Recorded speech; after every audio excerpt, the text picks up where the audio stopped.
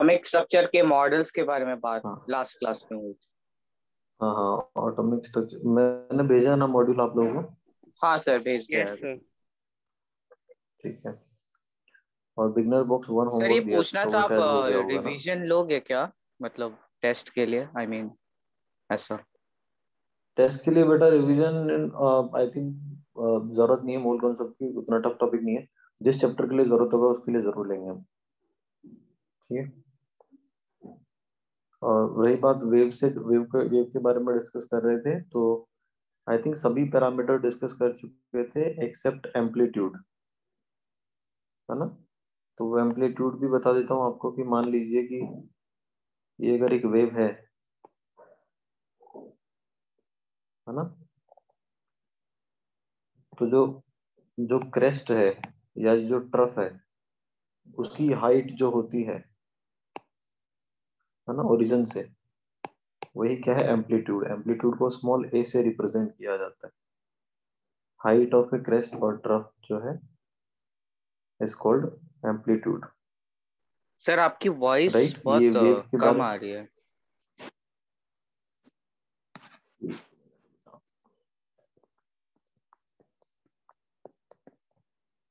हम्म, ठीक है। तो मैं बोल रहा था कि अ, सब पैरामीटर डिस्कस कर चुके हैं एक्सेप्ट वेव एम्पलीट्यूड। एम्पलीट्यूड क्या होता है, it is basically height of crest या फिर ट्रफ, है ना। और वेव से पता चल ही रहा है कि यार एम्पलीट्यूड को कैसे रिप्रेजेंट करेंगे, है ना, ये भी क्लियरली दिख रहा है।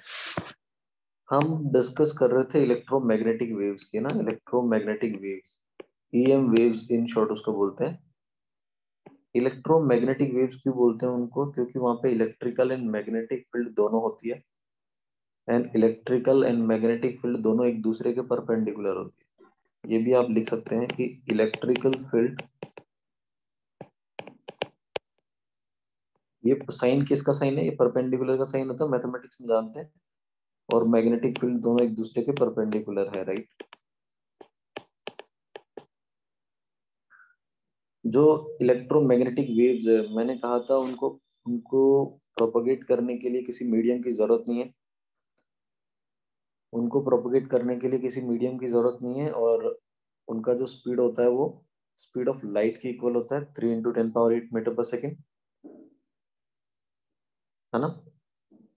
अगर आप इलेक्ट्रोमैग्नेटिक वेव्स की टाइप्स की बात करेंगे, कौन कौन से टाइप्स आते हैं इसमें ना, टाइप्स ऑफ ईएम वेव्स,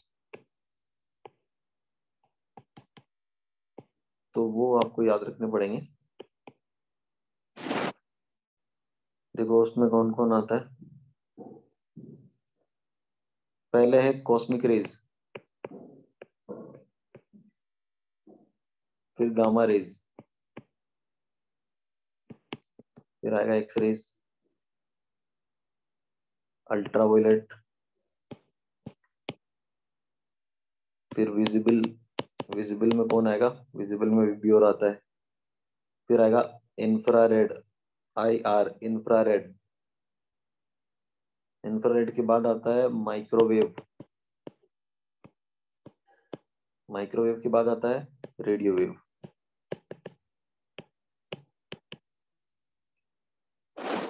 ये जो ऑर्डर मैंने लिखा है ना, लेफ्ट से राइट,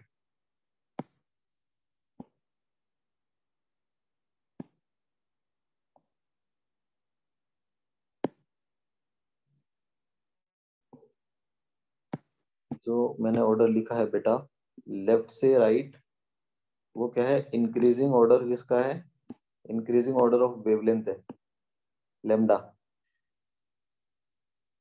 और एक बात ध्यान रखना आप, अभी से मैं बताऊंगा आगे कि जैसे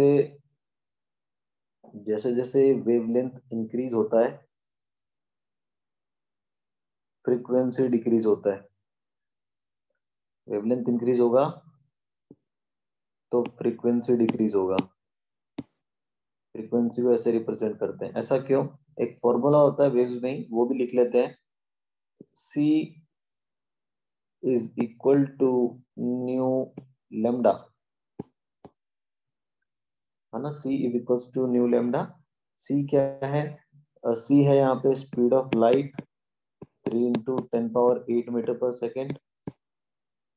न्यू क्या है? फ्रीक्वेंसी। लेमडा क्या है? वेवलेंथ। मतलब फ्रीक्वेंसी और वेवलेंथ का प्रोडक्ट कांस्टेंट होगा। तो सिंपल सी बात है, फ्रीक्वेंसी बढ़ेगा तो वेवलेंथ कम होगा, फ्रीक्वेंसी बढ़ेगा तो वेवलेंथ कम होगा, या फिर फ्रीक्वेंसी कम होगा तो वेवलेंथ बढ़ेगा या इंक्रीज होगा, ऐसा बोल सकते हैं, है ना। रही बात ये, देखो जो भी आपने ईएम वेव्स के टाइप्स देखे उसमें हमारा डिस्कशन विजिबल पे ज्यादा होता है। विजिबल को थोड़ा सा ऐसे जूम करके बता रहा हूँ अलग से। विजिबल जो है उसमें क्या आता है? V I B G Y O R, ये आता है। विब्योर आता है। विब्योर जो होता है उसमें जो वॉयलेट है उसका वेवलेंथ नियरली 3800 एंगस्ट्रॉम के इक्वल होता है, और रेड कलर का वेवलेंथ जो है वो इतना एंगस्ट्रॉम 7600 एंगस्ट्रॉम के इक्वल होता है। तो अगर विब्योर में भी पूछ लिया जाए कि वेवलेंथ का ऑर्डर क्या होगा, तो वही लेफ्ट से राइट इंक्रीज होगा।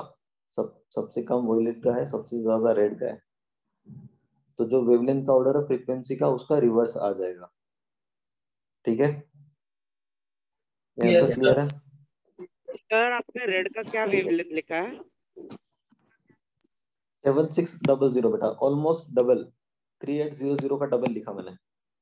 सर हमें ये लर्न करना है सबके वेवलेंथ्स। यस एग्जैक्टली, बिल्कुल बिल्कुल। आप ये सबकी तो नहीं बेटा, देखो मैंने मिनिमम मैक्सिमम वो इसलिए है ना, क्योंकि पता होना चाहिए ना कौन सी वेव्स को आप देख सकते हो। अब देखो ये जो कलर होते हैं ना, इन कलर को ही हम देख पाते हैं, क्योंकि इनका जो वेवलेंथ होता है वो विजिबल रेंज में लाई करता है। तो आपको ये पता होना चाहिए कि कोई वेव जिसकी वेवलेंथ 3800 से कम है उसको नहीं देख सकते हम।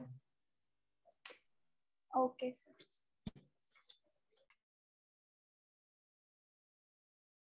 Sir 1 minute. Please don't change the slide.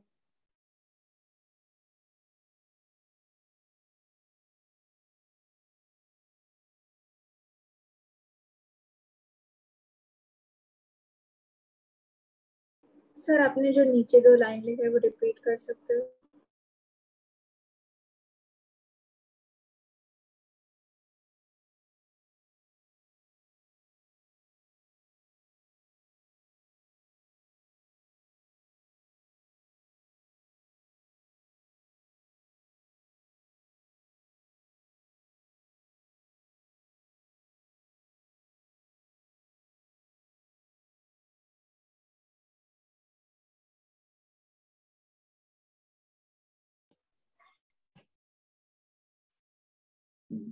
थोड़ा नेट इशू हो गया था। एक बार मुझे बताओ, जो लिखा हुआ था स्क्रीन पे वो सब लिखा आप लोगों ने? जो भी सर वेव्स के ऑर्डर बारे ऑफ में वो इंक्रीजिंग वेवलेंथ और ऑर्डर ऑफ डिक्रीजिंग फ्रीक्वेंसी वो समझा सकते ठीक हो? है, चलो एक काम करते हैं, एक बार फिर से लिख देते हैं, ठीक है, टेंशन मत लो। चलो पूरा नहीं लिखता हूँ, इतना तो पता ही है कि कॉस्मिक रेज लेफ्ट में लिखा था, सबसे राइट में क्या लिखा था? Radio waves.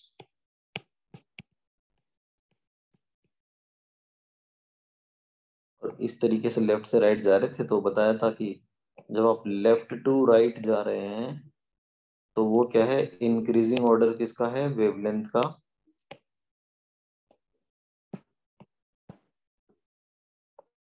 है ना? और वही क्या है? डिक्रीजिंग ऑर्डर फ्रीक्वेंसी का है। लिखा था c is equals to nu lambda, वो भी आपको याद होना चाहिए। हाँ देखो, याद कैसे रखें, याद थोड़ा याद रखने में, क्योंकि प्रॉपर ऑर्डर पता होना चाहिए। तो देखो कैसे याद रखते हैं।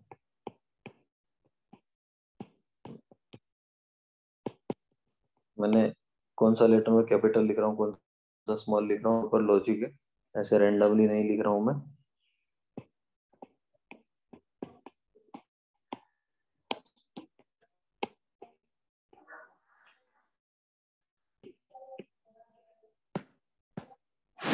R, R stands for radio wave Ram में, और M जो है वो microwave. I stands for infrared, V visible, U ultraviolet, A X-rays, garden G gamma rays, और एक लास्ट गामा रेज के बाद कॉस्मिक रेज भी आता है जिसका कुछ लॉजिक नहीं बना, तो सिर्फ ऐसे याद रखेंगे कॉस्मिक रेज आता है सबसे लास्ट में। ठीक है,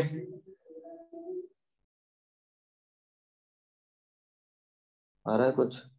वाई रेज और गामा रेज Yes. से हाँ, गामा बेटा वाई नहीं है, वो एक ऐसा सिंबल होता है, वाई जैसा होता है, वाई नहीं है, ऐसे प्रेजेंट करते हैं उसको, ओ ओके सर। Gamma rays. ठीक है,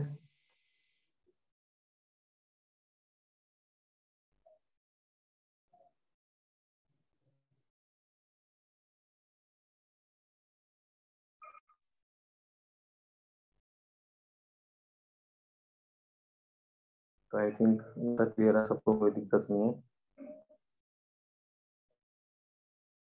हाँ, वेव्स के बारे में इंफॉर्मेशन देखो, आगे चलते हैं।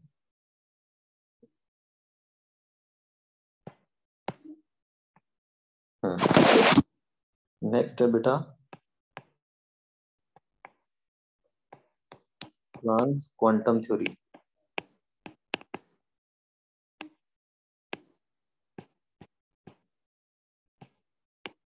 प्लांक्स क्वांटम थ्योरी क्या बोलते हैं इसके अकॉर्डिंग? उसने बोला पहला पॉइंट, किसी एक ऑब्जेक्ट से किसी दूसरे ऑब्जेक्ट में अगर एनर्जी ट्रांसफर हो रहा है तो वेव के फॉर्म में नहीं होगा। इलेक्ट्रोमैग्नेटिक वेव में क्या था, ऐसा बोला जा रहा था कि एक ऑब्जेक्ट से दूसरे ऑब्जेक्ट में, ये एक बॉडी से दूसरी बॉडी में जो होगा, that will be in the form of waves, right, that will be in the form of waves, ऐसा हम स्टडी कर रहे थे। बट प्लांक ने बोला ऐसा नहीं है, वेव तो कॉन्टिन्यूस होता है, कॉन्टिन्यूस होता है, वेव में कोई ब्रेक थोड़ी होता है बीच में, वो तो कॉन्टिन्यूस है।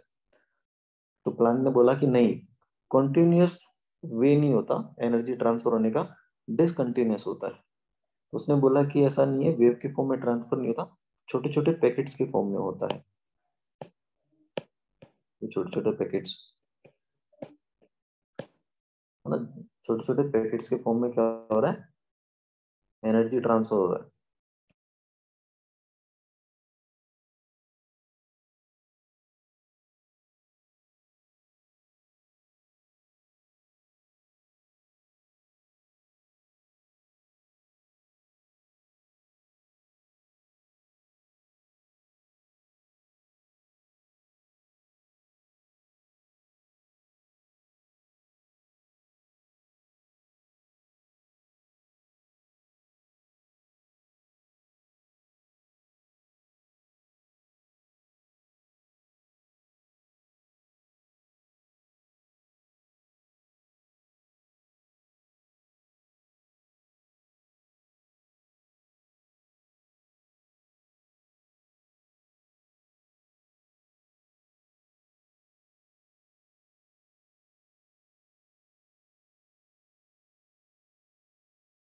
Sir, you there?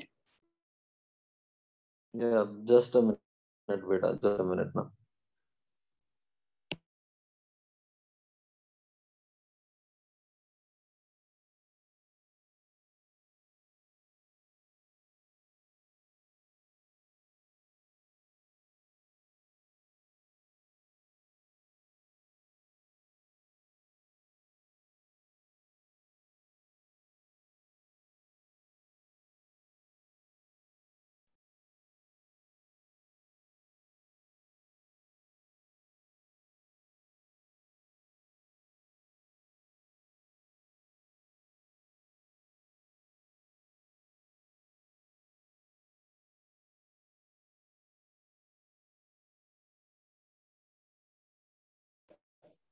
ठीक है, तो मैंने बोला कि एक ऑब्जेक्ट से या एक बॉडी से दूसरी बॉडी में जो भी एनर्जी ट्रांसफर होगा, that will be in the form of packets.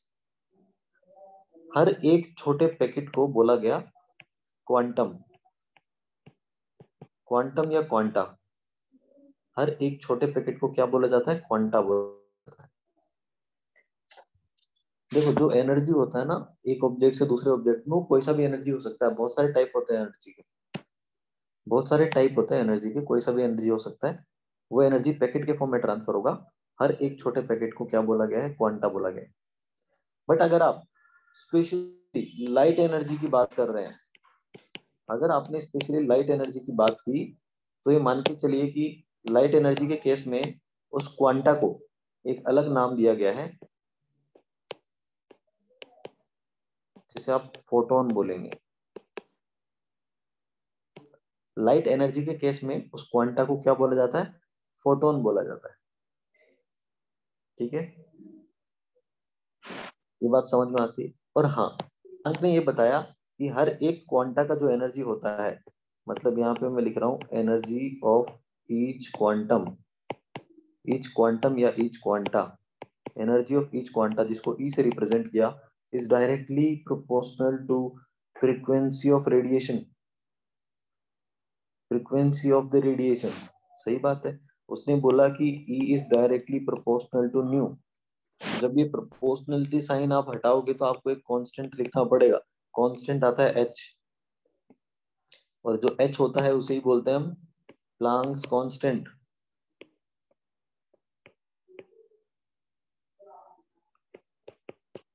क्या बोलते हैं? Planck's constant. क्या वैल्यू होता है H का?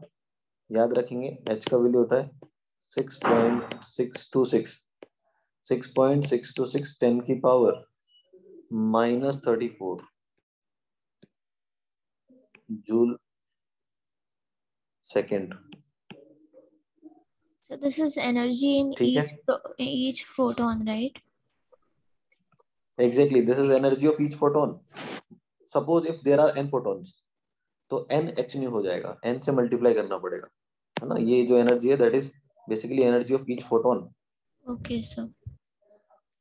ओके, जैसा हम जानते हो, हाँ, energy of each quanta is inversely proportional to क्या था? फ्रीक्वेंसी लिखा है बेटा, फ्रीक्वेंसी लिखा हुआ है, इसको फ्रीक्वेंसी बोलते हैं, है ना। चलो देखो, आपको पता है ना C is equals to nu lambda, ये तो बताया था थोड़ी देर पहले। तो बेटा क्या न्यू की जगह आप लिख सकते हो C बाय लेमडा? Yes. तो ये फॉर्मूला चेंज हो जाएगा ना, energy is equals to H nu की जगह H C बाय लेमडा हो जाएगा। ये फॉर्मूला चेंज हो गया, H C बाय लेमडा हो गया। ठीक है, अब मैं लिख देता हूं if there are n photon, तो एनर्जी क्या हो जाएगा? NHC by lambda. सिंपल सी बात है ना, मतलब एक फोटोन का एनर्जी अगर Hc बाय लेमडा है तो n फोटोन का NHc बाय लेमडा हो जाएगा। सोचना ही नहीं है ना, ज्यादा कुछ कंफ्यूजन है ही नहीं। अब देखो यहाँ पे एक मजेदार बात मैं बताता हूँ आपको कि क्योंकि पहले तो ये कि यार एक फोटोन का एनर्जी जो है Hc बाय लेमडा है ना। एक फोटोन का एनर्जी Hc बाय लेमडा है, उसमें H भी कांस्टेंट है, C भी वेरिएबल। इसका मतलब ये तो निकला मुझे समझा नहीं है लैम्डा कि कहाँ से आया? लेमडा कहाँ से? बट अभी आज ही बताया मैंने, ये वाला formula C is equals to nu lambda. Oh okay okay sir. ठीक है, यहाँ मैंने क्या किया, फ्रीक्वेंसी को लेमडा के टर्म में चेंज किया। हाँ सर। ठीक है, तो हुआ क्या बेटा, ये जो फॉर्मूला बन गया जिस पे स्टार मार्क किया है मैंने अभी अभी, उस फॉर्मूले को देखो, उसे देखने से पता चल रहा है कि अगर लेमडा बढ़ता है तो फ्रीक्वेंसी कम होता है, और अगर फ्रीक्वेंसी कम हो रहा है तो एनर्जी बढ़ेगा, क्योंकि दोनों में इनवर्स रिलेशन है। ठीक है ना, स्क्रीनशॉट ले लीजिए इसका। आगे चलते हैं, इसी में कुछ और बातें करनी है अभी हमें।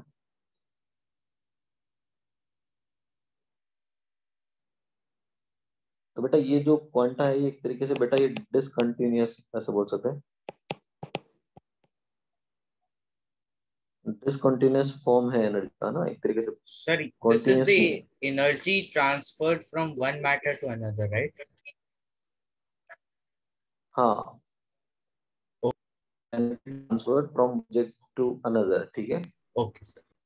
तो ऑब्वियसली एनर्जी जब ट्रांसफर होगा तो ऐसा नहीं है कि एक ऑब्जेक्ट से दूसरे ऑब्जेक्ट में एनर्जी सिर्फ एक फोटोन के थ्रू ट्रांसफर होगा। There are 100 photons, so if there are 100 photon then energy कितना होगा, NhC by 100।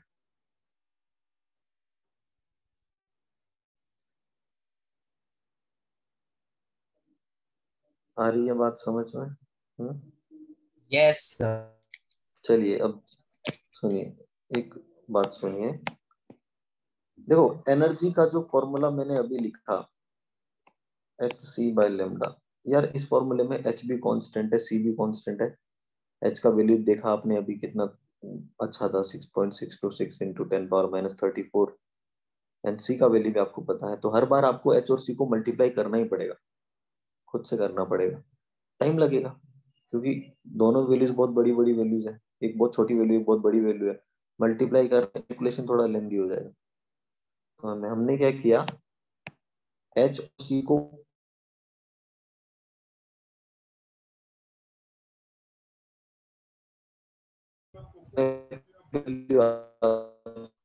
वॉइस ब्रेक हो रही है।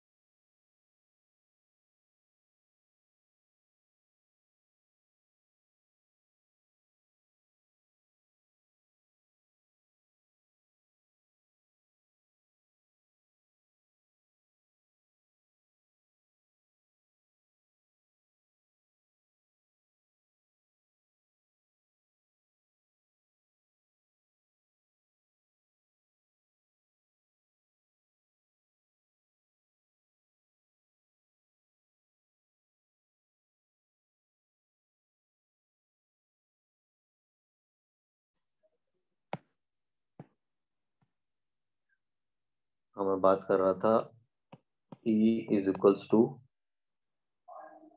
HC/λ की। मैंने कहा था कि एनर्जी आपको इलेक्ट्रॉन वोल्ट में मिलेगा अगर आप ये वाला फॉर्मूला यूज करते हैं, 1240 डिवाइड बाय लेमडा अगर आप नैनोमीटर में रखते हैं तो NM नैनोमीटर में। बहुत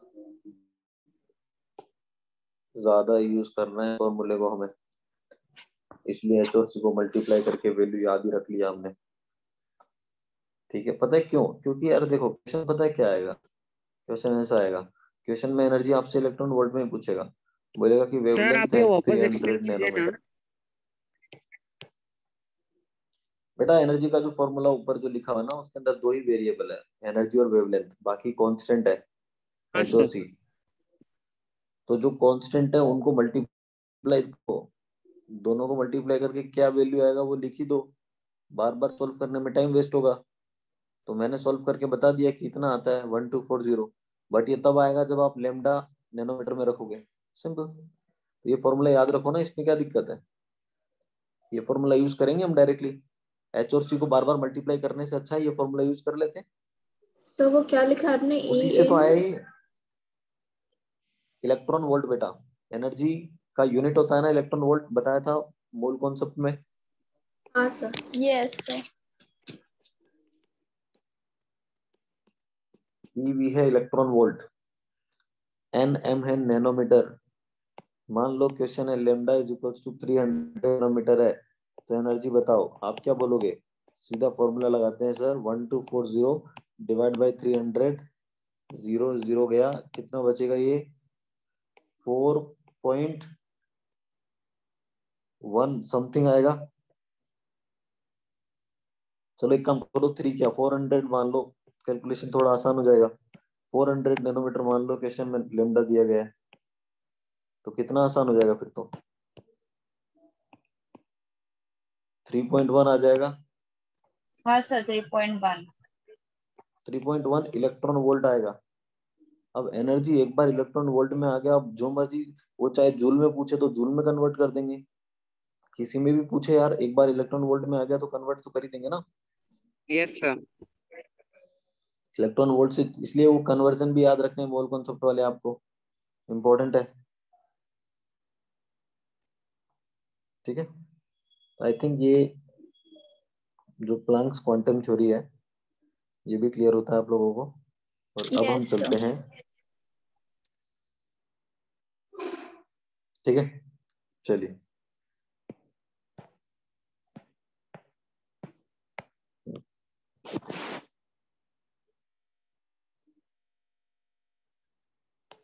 अब जो है थोड़ा अच्छा डिस्कशन होगा बोहर्स एटॉमिक मॉडल।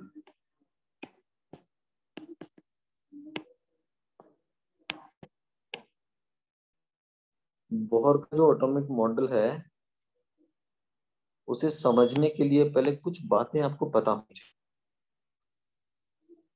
कौन कौन सी बातें? पहली बात है कि जो बोहर एटॉमिक मॉडल बताया वो एप्लीकेबल है, एप्लीकेबल फॉर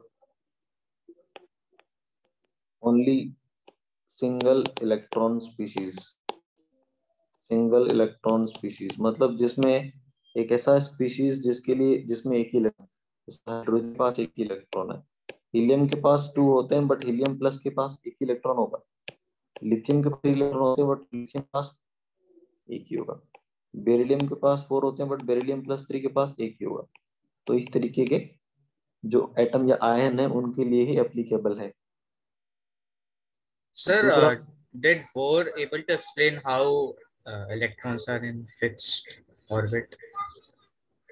सी उसने उसने ये बताया कि इलेक्ट्रॉन्स जो होते हैं ना वो एक फिक्स ऑर्बिट में मूव हैं, और वो इसलिए मूव करते हैं क्योंकि इलेक्ट्रॉन जो होता है उसका एंगुलर मोमेंटम मोमेंटम होता है, उस मोमेंटम से मैच करता है। सर सर फॉर्मूला भी बतला सिंगल कहाँ का से यार? मतलब क्या है?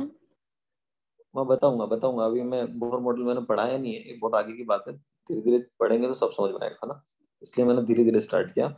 बताऊंगा बेटा बोहर ने क्या एक्सप्लेन किया, क्या नहीं किया, क्या कमी आती, सब पढ़ेंगे धीरे धीरे, ठीक है। अभी स्लो चल रहे हैं हम लोग। पहला पॉइंट ये कि सिंगल इलेक्ट्रॉन स्पीशीज के लिए है, पहले तो इतना ध्यान रखेंगे। दूसरा कि जो बोहर मॉडल है that is based on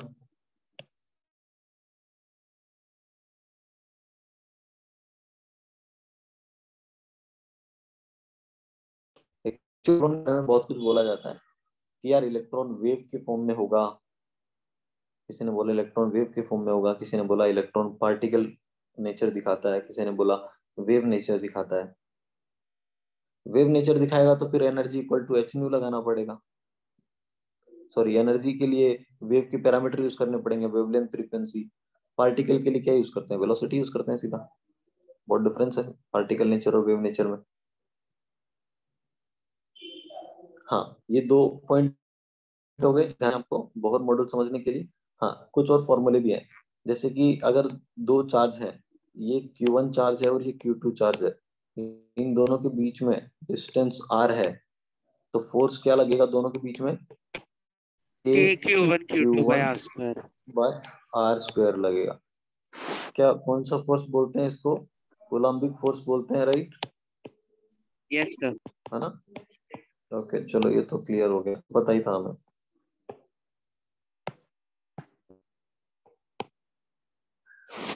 second आपको ये ध्यान रखना है कि कोई ऑब्जेक्ट अगर किसी आर रेडियस वाले सर्कल में रोटेट कर रहा है तो उस पे सेंट्रीफ्यूगल फोर्स लगता है। सेंट्रीफ्यूगल फोर्स कितना होगा? mv² r। m है उस ऑब्जेक्ट का मास जो रोटेट कर रहा है, v है वेलोसिटी और r है रेडियस। और एक और पॉइंट जो ध्यान रखना है वो है एंगुलर मोमेंटम। एंगुलर मोमेंटम होता है बेटा mvr। एंगुलर मोमेंटम होता है। मोमेंटम तो पता ही है क्या होता है? मोमेंटम होता है मास इनटू वेलोसिटी। सिर्फ mv लिखा तो मोमेंटम, mvr लिखा तो एंगुलर मोमेंटम। फिजिक्स में पढ़ोगे ज्यादा डिटेल में इसके बारे में। ठीक है, ये बात क्लियर हुई क्या?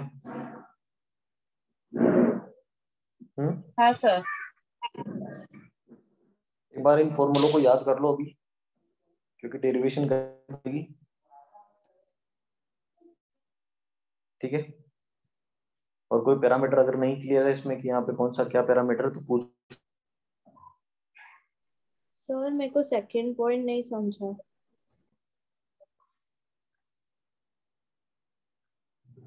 बेटा इलेक्ट्रॉन जो होता है ना, हाँ। जो न्यूक्लियस के बाहर रिवॉल्व कर रहा है, हर साइंटिस्ट ने अपने अपने नॉलेज दी उसके बारे में। कोई बोलता है कि इलेक्ट्रॉन एक पार्टिकल है, कोई बोला इलेक्ट्रॉन एक पार्ट नहीं है, एक वेव है। तो पार्टिकल और वेव दोनों तो अलग होते हैं ना। पार्टिकल तो क्या है, देखो वेव तो कॉन्टिन्यूस होता है, पार्टिकल डिसकंटिन्यूस होता है ना। आप जैसे हो गया, जैसे ऐसे समझो कि राइफल जो होता है ना, राइफल बुलेट्स निकलती है ना, उससे बहुत स्पीड से बुलेट्स निकलती है, बहुत स्पीड से बुलेट निकलती है। आपको पता ही हर एक बुलेट निकला, दूसरा बुलेट निकला तो बीच में गैप तो होगा ही। ऐसा तो है नहीं कि सभी एक साथ है ना। बट आप जब उसको देखोगे ना तो आपको ऐसा लगेगा कि यार एक लाइन में बुलेट्स निकल रही है, आपको एक लाइन जैसे दिखेगा, आपको देखने में लगेगा कि एक लाइन है। आप ये फील नहीं कर पाओगे कि यार उनके बीच में गैप भी है। एक्चुअली में गैप है, एक्चुअली में गैप है। एक बुलेट गई तो दूसरा बुलेट है, ये डिसकंटिन्यूस फॉर्म है, ऐसा समझिए, है ना। एक बुलेट और दूसरा बुलेट में गैप है, डिसकंटिन्यूस फॉर्म है। बट जब आप उसको देख रहे हैं ना तो इतना स्पीड से बुलेट निकल रहा है ना, ऐसा लग रहा है एक लाइन जा रहा है पूरा। तो कंटिन्यूस और डिसकंटिन्यूस में डिफरेंस पता होना चाहिए। That is basically difference between particle nature and wave nature. कि अगर बुलेट्स को आप समझ गए कि बुलेट जा रही है तो ये पार्टिकल नेचर दिखा रहा है, एक पार्टिकल बुलेट जा रही है।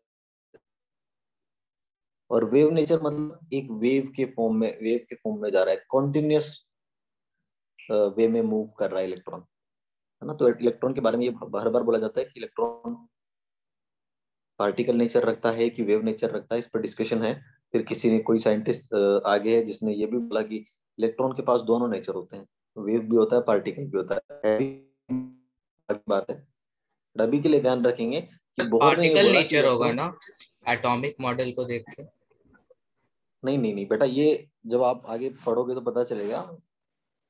प्रोबेबिलिटी की बात करते हैं इलेक्ट्रॉन के लिए, है ना। ये बोहर मॉडल जो है, इसके जो भी डेरिवेशन होंगे, हाँ सर बहुत है बेटा ये। हाँ बोलिए। सर आप कोलम्बिक फोर्स वापस समझा सकते हो? ठीक, कोलम्बिक फोर्स मतलब दो चार्जेस होते हैं ना, पॉजिटिव नेगेटिव, या पॉजिटिव पॉजिटिव रिपल्शन होगा, पॉजिटिव हाँ नेगेटिव सर। है तो अट्रैक्शन होगा। दो चार्जेस अगर r डिस्टेंस पर रखे हुए हैं तो उनके बीच में फोर्स लगता है Q1 बाय आर स्क्वायर। अगर वो दोनों सेम चार्जेस हैं, लाइक चार्जेस है तो रिपल्शन होगा, अनलाइक है तो अट्रैक्शन होगा। बस ये पता है हमें। बाकी हाँ फोर्स सर। कितना लगेगा, उसका मैग्नीट्यूड क्या होगा, वो होगा Q1 Q2 upon R square. Sir के क्या है वो नहीं ठीक, समझा। कांस्टेंट है बेटा, के एक कांस्टेंट है। ठीक है, ओके वैल्यू ओके बताएंगे इसका, ओके। डेरिवेशन के की कोई करेंगे, फिक्स वैल्यूशन मिलेगा। वैल्यू है कि उसको निकालनी पड़ती है? क्या, किसकी? के की कोई फिक्स्ड वैल्यू है या फिर वो निकालनी पड़ती है? के की फिक्स वैल्यू बेटा, के की वैल्यू फिक्स है, कांस्टेंट है, इसका वैल्यू फिक्स है, वो भी बताएंगे। पहला पॉइंट बेटा, बोहर मॉडल जो है वो सिर्फ सिंगल इलेक्ट्रॉन स्पीशीज के लिए एप्लीकेबल है। सिंगल इलेक्ट्रॉन तो समझ में आता है ना, एक ही इलेक्ट्रॉन होता है। लिथियम प्लस के पास भी एक इलेक्ट्रॉन होगा, लिथियम प्लस 2 के पास भी एक इलेक्ट्रॉन होगा, बेरिलियम प्लस 3 के पास भी एक इलेक्ट्रॉन होगा। तो Bohr model is applicable only for single electron species. Sir हाँ सर सिंगल इलेक्ट्रॉनिक स्पीशीज का मतलब ये नहीं होता ना कि उनके आउटर जो शेल है उसमें सिर्फ हाँ, एक इलेक्ट्रॉन हो? वही है बेटा, वही मतलब है, वही मतलब है। क्योंकि बताऊंगा, वो भी बताऊंगा क्यों ऐसा, वो मैं डेरिवेशन करूंगा तो बताऊंगा, टेंशन मत ले कि ऐसा उसने क्यों बोला। Okay sir. तो सिंगल इलेक्ट्रॉन स्पीशीज का मतलब यही है कि उस एटम में एक ही इलेक्ट्रॉन है।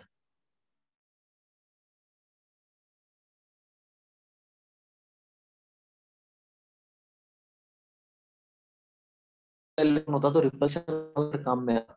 दो इलेक्ट्रॉन एक दूसरे को रिपेल भी करते, बट बोहर ने रिपल्शन की कोई बात, इसलिए उसकी सिंगल इलेक्ट्रॉन स्पीशीज के लिए एप्लीकेबल होगा।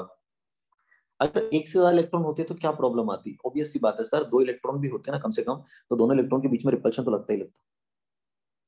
सर के यहाँ पे कांस्टेंट है, के हाँ बेटा, Q1। के कांस्टेंट है, के ओके यहाँ पे कांस्टेंट है,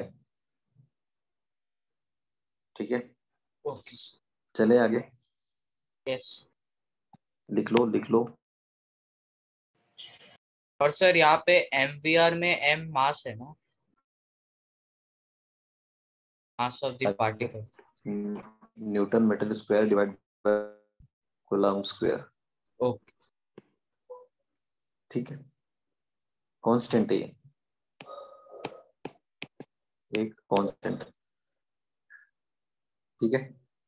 चलिए अब देखो, बोहर का जो मॉडल है वो कुछ पोस्टुलेट्स पे डिपेंड करता है, कुछ अजम्पशन पे डिपेंड करता है। वो पहले उसको समझने के लिए, बोहर मॉडल को समझने के लिए क्या पॉइंट्स जानने जरूरी है वो मैंने लिखे। अब मैं बता रहा हूँ कि बोहर का जो मॉडल है, उसका जो थ्योरी है, उसका भी एक्सप्लेन है ना, वो किसी पोस्टुलेट पे बेस्ड है, कुछ पॉइंट पे डिपेंड करता है। वो पॉइंट जानने के लिए पहले तभी बोहर मॉडल समझ पाएंगे आप, और वो पॉइंट बहुत इंपॉर्टेंट है।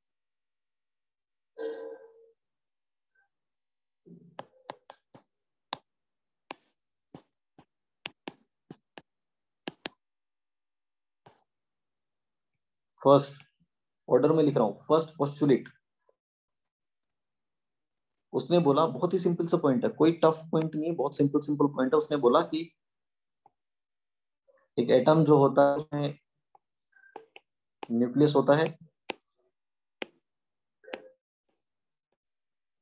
और उस न्यूक्लियस के अंदर ही प्रोटॉन और न्यूट्रॉन होते हैं, ठीक है। कोई बड़ी बात तो नहीं है। उसने ये बोला कि जो साइज ऑफ न्यूक्लियस है वो बहुत बहुत बहुत कम होता है साइज ऑफ एटम से। ये भी बात बहुत कम है, और न्यूक्लियस सेंटर पे प्रेजेंट होता है, ये सब बातें। तो पहला पॉइंट ऑल अबाउट न्यूक्लियस, कि सेंटर में होगा और बहुत छोटा सा होगा, और हर एक एटम में न्यूक्लियस होगा। सेकेंड पॉइंट इलेक्ट्रॉन के बारे में, उसने बोला कि इलेक्ट्रॉन रिवॉल्व अराउंड न्यूक्लियस, बिल्कुल वैसे ही जैसे प्लैनेट्स रिवॉल्व करते हैं अराउंड द सन, राइट। उसने ये भी बोला कि जो वो सर्कुलर होगा। सर्कुलर मतलब ये न्यूक्लियस है तो इलेक्ट्रॉन ऐसे सर्कुलर पाथ में रिवॉल्व करेगा, ठीक है। इलेक्ट्रॉन को ई से रिप्रेजेंट किया, बोला उसने। अब खुद सोचो कि एक इलेक्ट्रॉन एक न्यूक्लियस के अराउंड रिवॉल्व कर रहा है, इलेक्ट्रॉन नेगेटिव चार्ज है और न्यूक्लियस पॉजिटिव चार्ज है, दोनों के बीच में अट्रैक्शन लगेगा, अट्रैक्शन लगेगा। दो चार्जेस के बीच में अट्रैक्शन लगेगा, बिल्कुल अट्रैक्शन लगेगा, तो इलेक्ट्रॉन पास में आना चाहिए न्यूक्लियस के, नहीं आता। क्यों नहीं आता?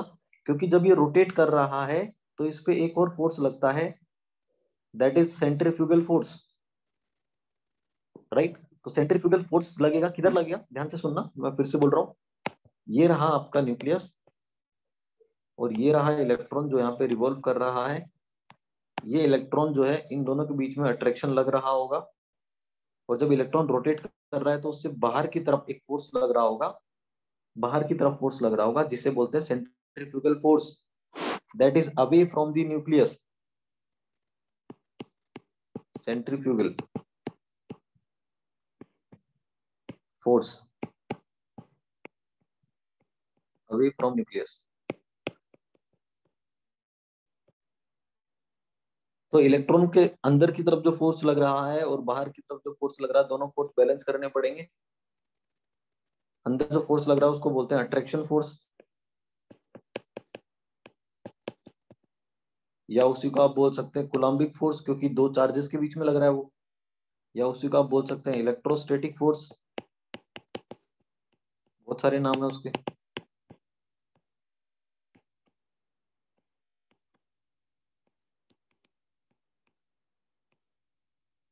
बात तो समझ में आ रही है ना, कोई दिक्कत तो नहीं है? बात समझ आ रही है? हाँ सर। Yes sir. ठीक है, ठीक है, बहुत बढ़िया। ये सीन क्लियर हो गया यहाँ तक का? कोई दिक्कत नहीं है ना? एक बार फिर से बोल देता हूँ। वैसे टोटल 6 पोस्टुलेट है, हमने सिर्फ 2 पढ़े अभी तक। पहला उसने न्यूक्लियस के बारे में बोला कि न्यूक्लियस जो है हर एटम में होगा, छोटा सा होगा और सेंटर पे प्रेजेंट होगा। सेकंड उसने बोला, ये मैं क्यों रिपीट करवा रहा हूँ बेटा, क्योंकि कोई भी स्टेटमेंट देके पूछा जा सकता है कि क्या ये बोहर के पोस्टुलेट हैं, इनमें से कौन सा बोहर का पोस्टुलेट है, तो हर एक पॉइंट क्लियर होना चाहिए। उसने क्या बोला, क्लियरली क्या बोला वो पता होना चाहिए। सेकंड उसने ये बोला कि electron revolves around the nucleus, और इलेक्ट्रॉन एग्जैक्टली वैसे ही रिवॉल्व करता है जैसे प्लेनेट रिवॉल्व करते हैं अराउंड द सन। प्लेनेट जो रिवॉल्व करते हैं अराउंड द सन उनका पाथ सर्कुलर नहीं होता, तो इसलिए इसने क्लियर कर दिया बोहर इलेप्टिकल ने। होता है ना सर? हाँ, इलेप्टिकल होता है एग्जैक्टली। तो उसने बोल दिया कि यार इलेक्ट्रॉन का पाथ बट सर्कुलर होता है। रिवॉल्व वो वैसे ही करता है जैसे प्लेनेट रिवॉल्व करते हैं, बट इलेक्ट्रॉन का पाथ सर्कुलर होता है। तो मैंने सर्कुलर पाथ दिखाया आपको कि कैसा है। फिर मैंने बताया कि 2 फोर्स लगेंगे जब इलेक्ट्रॉन रिवॉल्व करेगा, तो 2 फोर्स लगेंगे। एक तो न्यूक्लियस की तरफ जिसे अट्रैक्शन बोल सकते हैं, इलेक्ट्रोस्टैटिक बोल सकते हैं, कूलम्बिक फोर्स बोल सकते हैं। दूसरा away from the nucleus which is centrifugal force. क्या सेंट्रीफ्यूगल फोर्स जो है वो होता है mv²/r। जस्ट अ मिनट, या थोड़ा पेंसिल है जो डिस्चार्ज हो गया है। हाँ, सेंट्रीफ्यूगल फोर्स की बात करते हैं। क्या सेंट्रीफ्यूगल फोर्स mv²/r होता है? और जो अट्रैक्शन फोर्स है क्या वो kq1q2/r² होगा? Yes sir. यस ठीक है। सर। अब देखो Q1 Q2 क्या है बेटा, यहाँ पे Q1 Q2 क्या है? Q1 Q2 है एक तो न्यूक्लियस और एक इलेक्ट्रॉन। सही बात है। Q1 Q2 क्या है? एक न्यूक्लियस एक इलेक्ट्रॉन। इलेक्ट्रॉन पे चार्ज कितना होगा? वही सर हम जानते हैं 1.6 × 10⁻⁻19।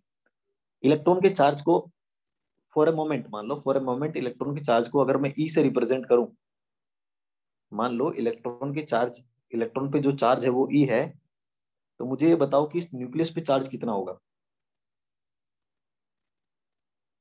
पहली बात, न्यूक्लियस पे चार्ज आता कैसे है? सिर्फ प्रोटॉन की वजह से।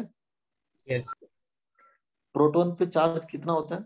जितना सा इलेक्ट्रॉन पे है प्रोटॉन पे भी उतना ही होता है, मैग्नीट्यूड वाइज। तो साइन तो हमें यस पता ही है सर। डिफरेंट होगा, मैग्नीट्यूड वाइज उतना ही होता है। अगर इलेक्ट्रॉन का चार्ज E है तो न्यूक्लियस का चार्ज कितना होगा, ये बताइए। नहीं, न्यूक्लियस पे चार्ज होगा। -3। नहीं, न्यूक्लियस में बेटा क्या एक ही प्रोटॉन है? क्या इस न्यूक्लियस में एक ही प्रोटॉन है? हाँ सर। Yes sir. मैंने नहीं बोला, मैंने तो नहीं बोला एक ही प्रोटॉन है। मैंने कब बोला कि एक ही प्रोटॉन है? हाँ, डिड आई से कि ये जो कॉन्सेप्ट है बोहर का मॉडल ये सिंगल प्रोटॉन के लिए एप्लीकेबल है? नहीं, ऐसा नहीं सर बोला। तो Ne। एग्जैक्टली Ne होगा, where N is number of proton या N is atomic number of the element. सुनो ध्यान से, नहीं आया होगा, बाउंसर गया तुम लोगों को ना, उड़ गया पूरा। हाँ सर। हाँ, वो गया, मेरे को मालूम है। देख ये न्यूक्लियस है ना, इसमें अगर Z I proton. can't see the board. Are you writing something on board? हाँ, अब लिख रहा हूँ बेटा। पहले तो ये बताओ, आपको 2 पॉइंट दिख रहे हैं पूरे? Yes. हाँ ठीक है, तो अभी मैंने कुछ लिखा नहीं है, अब हम राइटिंग नाउ, है ना। सेकंड पॉइंट में लिख रहा हूं मैं, जो न्यूक्लियस है इलेक्ट्रॉन पे charge is represented by E। मान लो for a moment E is basically charge of electron. अगर E चार्ज ऑफ इलेक्ट्रॉन है तो न्यूक्लियस का चार्ज होगा Z × E। Z क्यों लिखा सर? अगर न्यूक्लियस में जितने प्रोटॉन होंगे उतने ही तो चार्ज होगा। सी, अगर 3 प्रोटॉन है तो क्या बोलोगे? 3E होगा चार्ज, क्योंकि 3 × इलेक्ट्रॉन का चार्ज करना पड़ेगा। एक ही प्रोटॉन है तो 1 × E करना पड़ेगा, 5 प्रोटॉन है तो 5 × E करना पड़ेगा।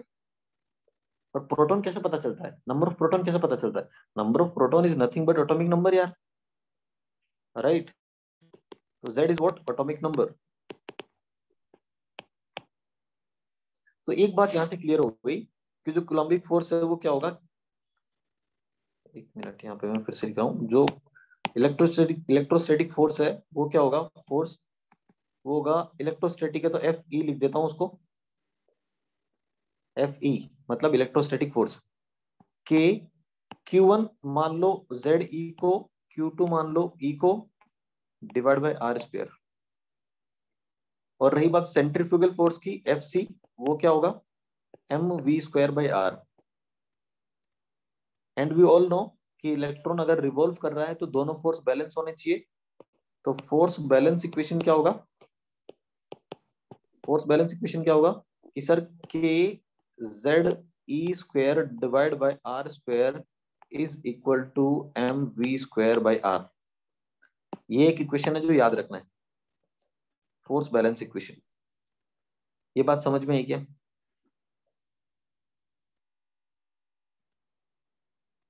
यस हाँ सर सर तो ये KZE वाला कोलम्बिक फोर्स है ना? एग्जैक्टली ये कूलम्बिक फोर्स है। दोनों फोर्स देखो, इलेक्ट्रॉन उसी ऑर्बिट में रिवॉल्व करते जा रहा है, पास में क्यों नहीं आ रहा? वो पास में इसलिए नहीं आ रहा क्योंकि जो खींचने वाला फोर्स है, पुश या पुल जो है, दोनों बैलेंस कर रहे हैं एक दूसरे को, है ना, इसलिए मैंने दोनों को इक्वल किया। तो ये क्लियर हो गया, आई थिंक सेकंड पॉइंट तक क्लियर है, कोई दिक्कत नहीं है। सर पहले वाला, हाँ बोलो। सर यहाँ पर लेफ्ट और राइट में जो डिनोमिनेटर में आर है वो सेम वैल्यू रिप्रेजेंट करते हैं। Exactly, R is basically distance of electron from the nucleus, ठीक है? आर है distance of electron from the nucleus या फिर रेडियस ऑफ द ऑर्बिट, कुछ भी बोल सकते हैं ना, बात तो सेम ही है, दोनों का मीनिंग तो सेम ही है। हाँ सर न्यूक्लियस और इलेक्ट्रॉन के बीच इलेक्ट्रोस्टैटिक फोर्स कैसे, अगर इलेक्ट्रॉन मूविंग है तो? See, electron and nucleus both are oppositely charged, right? Yes sir. Opposite charge species के बीच में electrostatic force of attraction exist करेगा ही करेगा। हाँ लेकिन फिर वो तो स्टैटिक बॉडीज के बीच में होता है ना। बेटा फॉर ए मोमेंट मान ले, मैंने जब स्टडी किया, फॉर ए मोमेंट मैं बात कर रहा हूँ ना, अभी मैं किसी एक मोमेंट पे बात कर रहा हूँ कि इलेक्ट्रॉन और फॉर ए मोमेंट आप ये मानिए कि इलेक्ट्रॉन है कहीं पे और न्यूक्लियस है, दोनों के बीच में कोर्स एक अट्रैक्शन फोर्स एग्जिस्ट करेगा ही करेगा। ओके सर, ठीक है। एंड हाँ, वन मोर थिंग, जैसा यू ऑल नो कि इलेक्ट्रॉन रिवॉल्व करता है, एक्चुअली में मूविंग न्यूक्लियस थ्योरी भी होता है, मूविंग न्यूक्लियस थ्योरी कि न्यूक्लियस भी एक्चुअली में मूव करता है, सिर्फ इलेक्ट्रॉन ही मूव नहीं कर रहा है, एक्चुअली में न्यूक्लियस भी मूव कर रहा है। लाइक रोटेट, हाँ मतलब एग्जैक्टली इस तरीके से, मतलब जो न्यूक्लियस है वो अपने आप में अपना ये न्यूक्लियस इस तरीके से रोटेट कर रहा है ऐसे, राइट, और बाहर इलेक्ट्रॉन रिवॉल्व कर रहा है, दोनों रिवॉल्व कर रहे हैं एक्चुअली में, बट हम न्यूक्लियस को स्टेशनरी मानते हैं। पूरे चैप्टर में स्टेशनरी मानेंगे, ये है ही नहीं आप लोगों के सिलेबस में, एक्चुअली में आईआईटी में भी नहीं है, बट रियल में न्यूक्लियस भी मूव करता है, वो रुका हुआ नहीं है, ठीक है। तो हम जब मैं फोर्स निकाल रहा हूँ ना, तो मैं फॉर ए मोमेंट निकाल रहा हूँ कि एक मोमेंट पे न्यूक्लियस और इलेक्ट्रॉन दोनों हैं। जब भी मैं स्टडी कर रहा हूँ तो ऑब्वियसली बात है मुझे ऑब्जेक्ट से स्टडी मानना। हाँ बेटा प्रूव हो चुका है, और ये भी प्रूव हो चुका है कि इलेक्ट्रॉन जो होता है उसका ड्यूअल नेचर होता है, दोनों नेचर होते हैं। और इलेक्ट्रॉन की बात हम ऐसा नहीं बोलते कि यहाँ पे इलेक्ट्रॉन है, नहीं, हम प्रोबेबिलिटी की बात करते हैं कि कितना प्रोबेबिलिटी है कि वहां पे इलेक्ट्रॉन होगा, 70%, 80%, 90%। कोई 100% नहीं बोल सकता कि वहां पे इलेक्ट्रॉन है, और कोई 100% ये भी नहीं बोल सकता कि वहां पे इलेक्ट्रॉन नहीं होगा। एक एरिया डिफाइन करते हैं कि यार ये एरिया है, इस एरिया में इलेक्ट्रॉन होगा जरूर, इतने परसेंट चांसेस है इस एरिया में इलेक्ट्रॉन होगा। This is how we study, ठीक है, समझ में आ रही बात? बाकी की बातें धीरे धीरे पढ़ते, हाँ समझते रहोगे। हाँ बोलो बेटा, इन दोनों पॉइंट से रिलेटेड डाउट है तो पूछेंगे, बहुत आगे की बातें करने लग जाएंगे ना तो प्रॉब्लम हो जाएगी। हाँ बोलो सर, तो हम ये आर को रीअरेंज क्यों नहीं कर देते? आई मीन ये आर स्क्वायर को राइट हैंड साइड पे लेके कर देना, वो तो कर देंगे, वो मैं डेरिवेशन करूंगा तब करूंगा बाद में, अभी सिर्फ मैं पोस्टुलेट लिखवा रहा हूँ ना तो नहीं कर रहा, वो मैं करूंगा बाद में बेटा। ओके सर, वो मैं सॉल्व करूंगा, टेंशन मत ले। तो ठीक है, 2 पॉइंट हो गए। सर एक बार थर्ड पॉइंट, प्रीवियस स्लाइड पे जा सकते हो? प्रीवियस पे था बेटा, पहले इससे भी पहले। हाँ इससे पहले। हाँ ओके सर।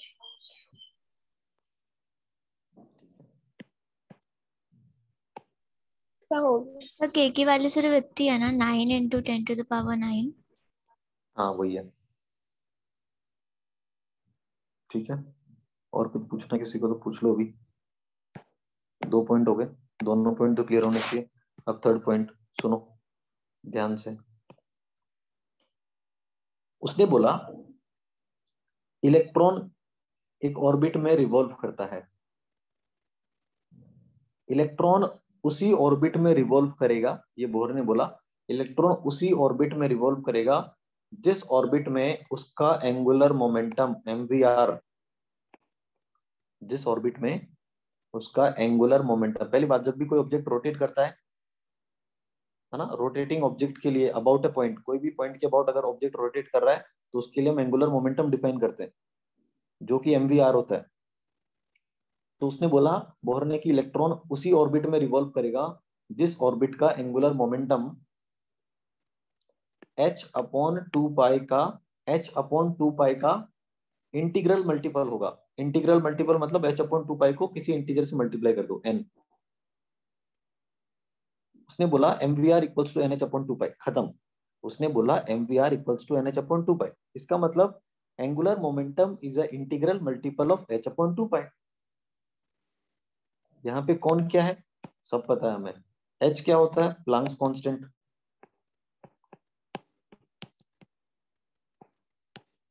देखो प्लांक वाली बात आ गई। प्लांक ने बोला था ना छोटे छोटे पैकेट्स में जाते हैं डिसकंटिन्यूअस फॉर्म। यहाँ पे जो बोहर था उसने स्टार्टिंग में बोल दिया था कि हम इलेक्ट्रॉन, इसने बोला था कि जो भी मेरा थ्योरी है वो इलेक्ट्रॉन के पार्टिकल नेचर पर डिपेंड करता है। बाकी पाई कांस्टेंट है, आप जानती हैं।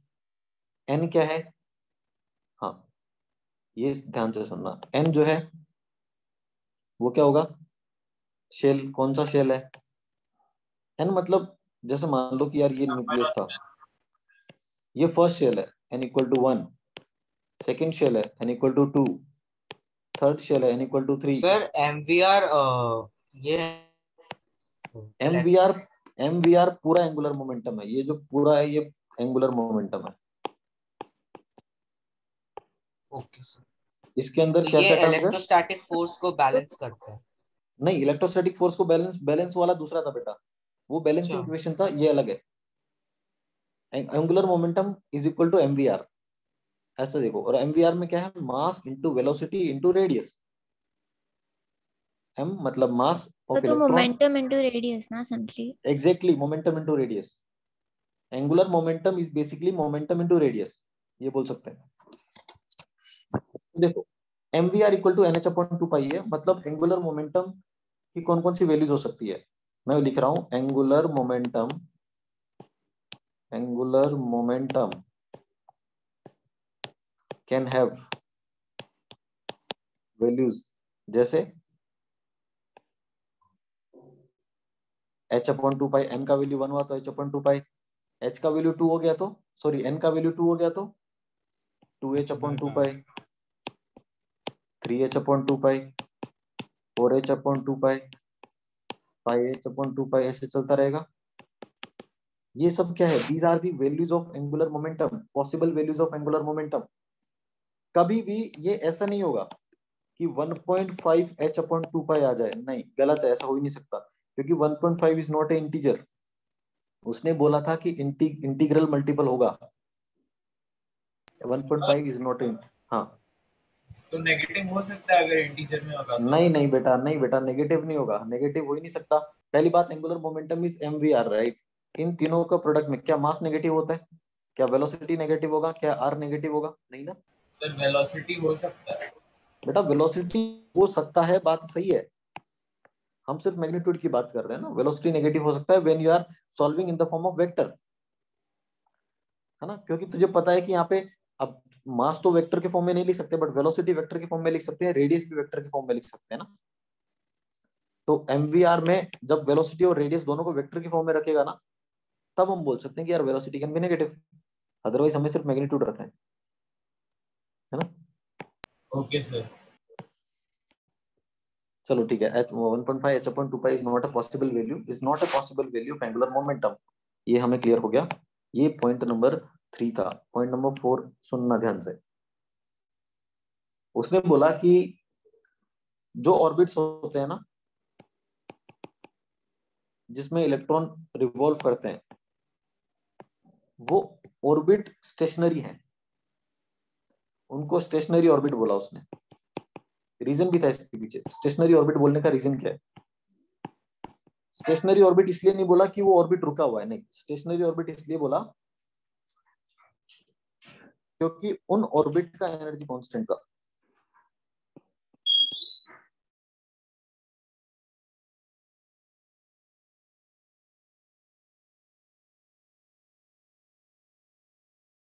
सर पॉइंट वापस रिपीट कर सकते हो, मुझे नहीं सर समझा। Angular momentum have whole number values.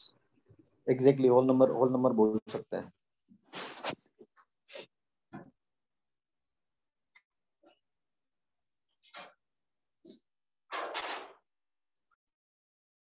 Last point आप एक बार रिपीट कर सकते हो? जस्ट अ मिनट ना बेटा, just a minute.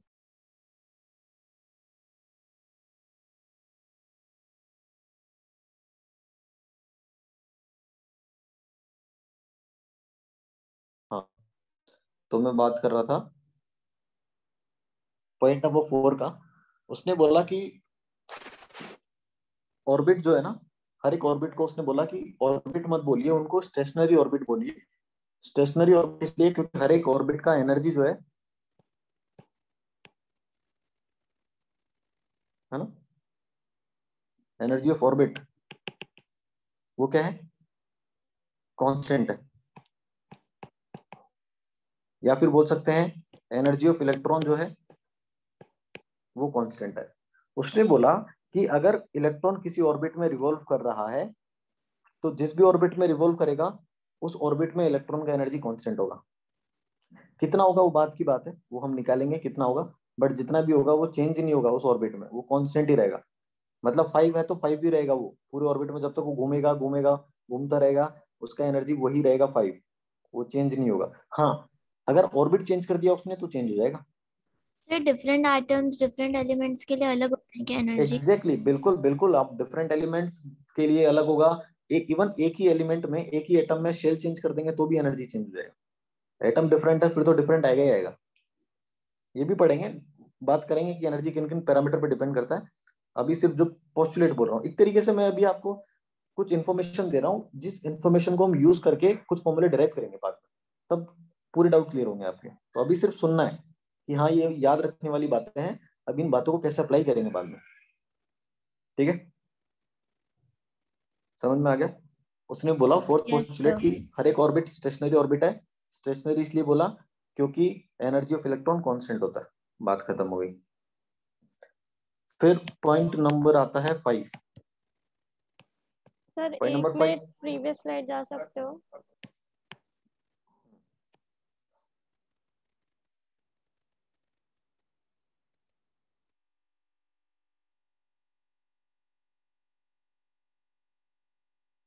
Done sir, thank you.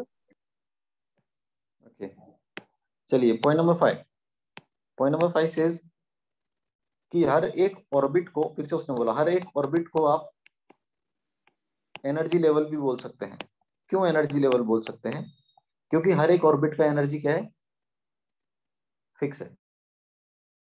एक ऑर्बिट का कुछ ना कुछ एनर्जी होगा, तो हर एक ऑर्बिट को आप एनर्जी लेवल भी बोल सकते हैं। जैसे सर मान पर ये लीजिए तो ये फोर्थ वाला ही पॉइंट हो गया ना। नहीं बेटा, उसको स्टेशनरी ऑर्बिट बोला उसने।